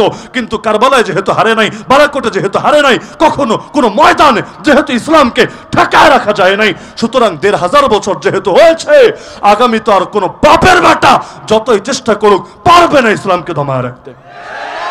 যেই দিনের বিজয়ের দায়িত্ব আল্লাহ নিয়েছেন, সেই দিনকে দমাবে কিভাবে? আমাদেরকে মারতে পারবে, আমরা মরলেই বাকি আসবে যাবে। আরে আমার গাল নবীর গালের চাইতে বেশি দামি না? নবীর গালে যদি দিনের জন্য চল লাগতে পারে, আমার গালেও লাগতে পারবে। আমার গলা নবীর গলার চাইতে বেশি দামি না? যদি আল্লাহ নবীর গলায় নামাজ পড়া অবস্থায় চাদর পেঁচিয়ে শ্বাসরোধ করে হত্যা করার চেষ্টা করা হতে পারে, তা আমার গলায় চাদর পেঁচালেই বাকি আসবে যাবে। আরে আমার দাঁত নবীর দাঁতের চাইতে বেশি দামি না? আল্লাহ নবীর দাঁত যদি জিহাদের ময়দানে শহীদ হতে পারে, আমার সব দাঁতও দিনের জন্য কোরবান হতে পারবে। আমার পেট নবীর পেটের চাইতে বেশি দামি না? যদি জিহাদের ময়দানে ক্ষুধার জ্বালায় আমার নবী তার পেটে পাথর বাঁধতে পারে, আমার পেটে পাথর বাঁধলেই বা কি হবে? আমার আঙ্গুল নবীর আঙ্গুলের চাইতে বেশি দামি না? আরে আল্লাহর নবীর আঙ্গুল যদি জিহাদের ময়দানে দিনের জন্য কাটা যেতে পারে, আমার আঙ্গুল না আমার কল্লা প্রয়োজনে কাটা যেতে পারবে। আমার বাপ চাচা নবীর বাপ চাচার চাইতে বেশি দামি না? আল্লাহ নবীর আপন চাচা সাইয়্যিদুশ শুহাদা হামজার বুক চিরে কলিজা বের করে চিবিয়ে খাওয়া হয়েছে। তো দিনের জন্য যদি আমার ফ্যামিলি কোরবান হওয়া লাগে, হবে। দিনের জন্য যদি হাতে হাত করা পড়া লাগে, হবে। দিনের জন্য গোটা পৃথিবীর বিরুদ্ধে যেতে হয়, তাতেই বাকি সমস্যা হয়েছে। যেই দিন আল্লাহ দিয়েছেন, নিজের জীবনের শেষ রক্তবিন্দু দিয়ে হলেও সেই দিনকে হেফাজত করে যেতে হবেই হবে।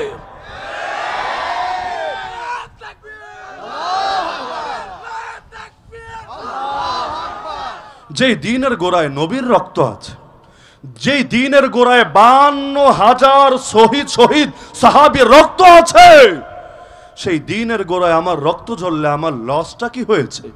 রক্তের প্রথম ফোঁটা মাটিতে গড়িয়ে পড়ার আগেই আমার আল্লাহ আমারে মাফ করে দিবে। জান্নাতের সবুজ পাখির ভেতর রূহটা নিয়ে আল্লাহ ঢুকিয়ে দিয়ে ছেড়ে দিবে। রিমান্ডে বহুত চাপ প্রয়োগ করেছে আমার উপরে, যে এই নামে কিতাব লিখলেন কোন দুঃখে জান্নাতে সবুজ পাখি। আমি বলেছি প্রত্যেক মুমিনের মাথার মধ্যে ঢুকা দেওয়ার স্বপ্ন দেখি, তার জীবনের স্বপ্ন একটাই হবে, না দুনিয়ায় বড় গাড়ি বাড়ি করা, না দুনিয়ায় বহুত কিছু পাওয়া, না বরং সেই স্বপ্ন দেখবে যেই স্বপ্নের জন্য শহীদ জান্নাত পর্যন্ত ছেড়ে চলে আসতে চাইবে। আপনারা জানেন জান্নাতে একবার কেউ গেলে দ্বিতীয়বার ভুলেও দুনিয়া আসতে চাইবে না, দ্বিতীয়বার ভুলেও না। আল্লাহ যদি বলে তোর আমেরিকার প্রেসিডেন্ট বানাবো, মেয়র না প্রেসিডেন্ট বানাবো, যাবি না? আল্লাহ তোর বাংলাদেশে 50 বছর ক্ষমতায় রাখবো, যাবি না? আল্লাহ বহুত কষ্ট কইরা জান্নাতে আসছে, আর দ্বিতীয়বারই ভেজাইল্লা দুনিয়া, এই ফিতনার দুনিয়া, কষ্টের দুনিয়া পাঠায়ও না, কেউ রাজি হবে না। কিন্তু একটা শ্রেণী বলবে আল্লাহ বেশি না 10টা বার পাঠায় দাও না, বেশি লাগবে না 10টা বার জমিনে পাঠায় দাও না, তারা কারা? শহীদরা। কারণ তারা দেখেছে শাহাদাতের কি মর্যাদা।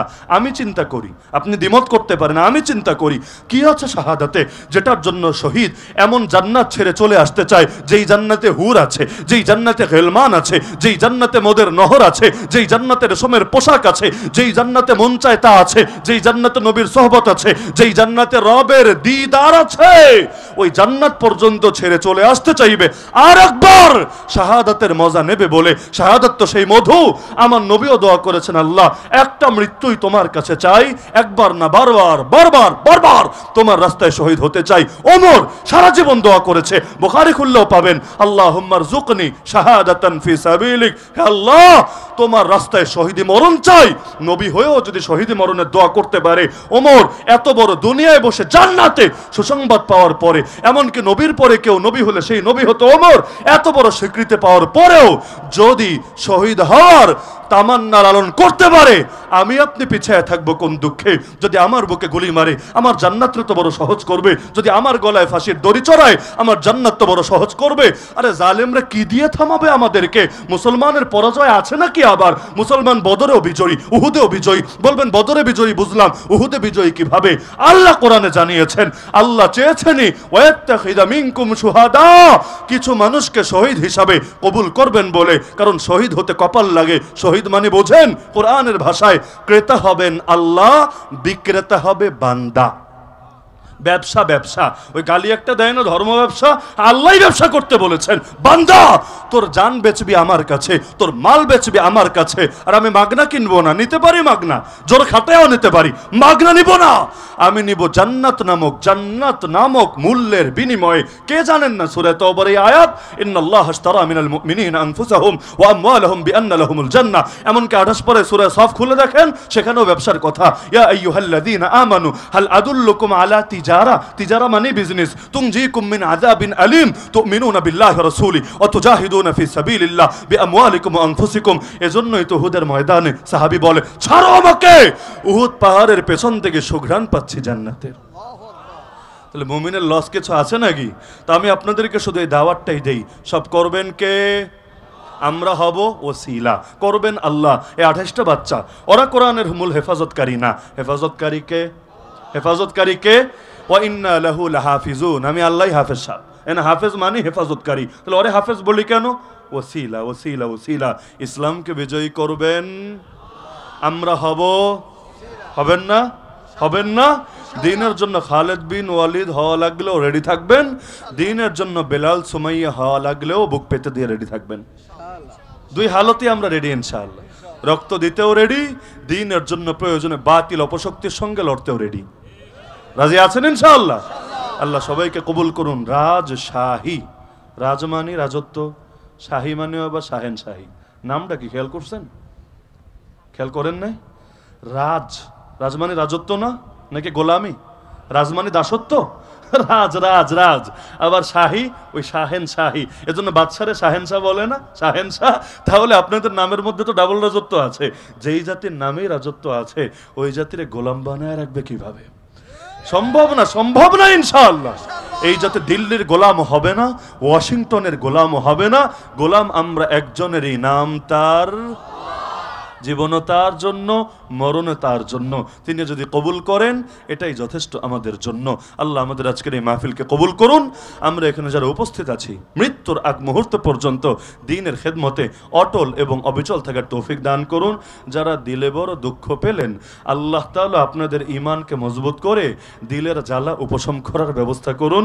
আর যে 28 জন ছাত্রের মাথায় সম্মানের পাগড়ি পরায়া দেওয়া হলো, চিরকাল কোরআনকে ধারণ করে কিয়ামতের ময়দানে নূরের মুকুট লাভ করার তৌফিক দান করুন। আমিন। ওয়া আখিরু দাওয়ানা আনিল হামদুলিল্লাহি রাব্বিল আলামিন। সবাই দুরূদ শরীফ পাঠ করি।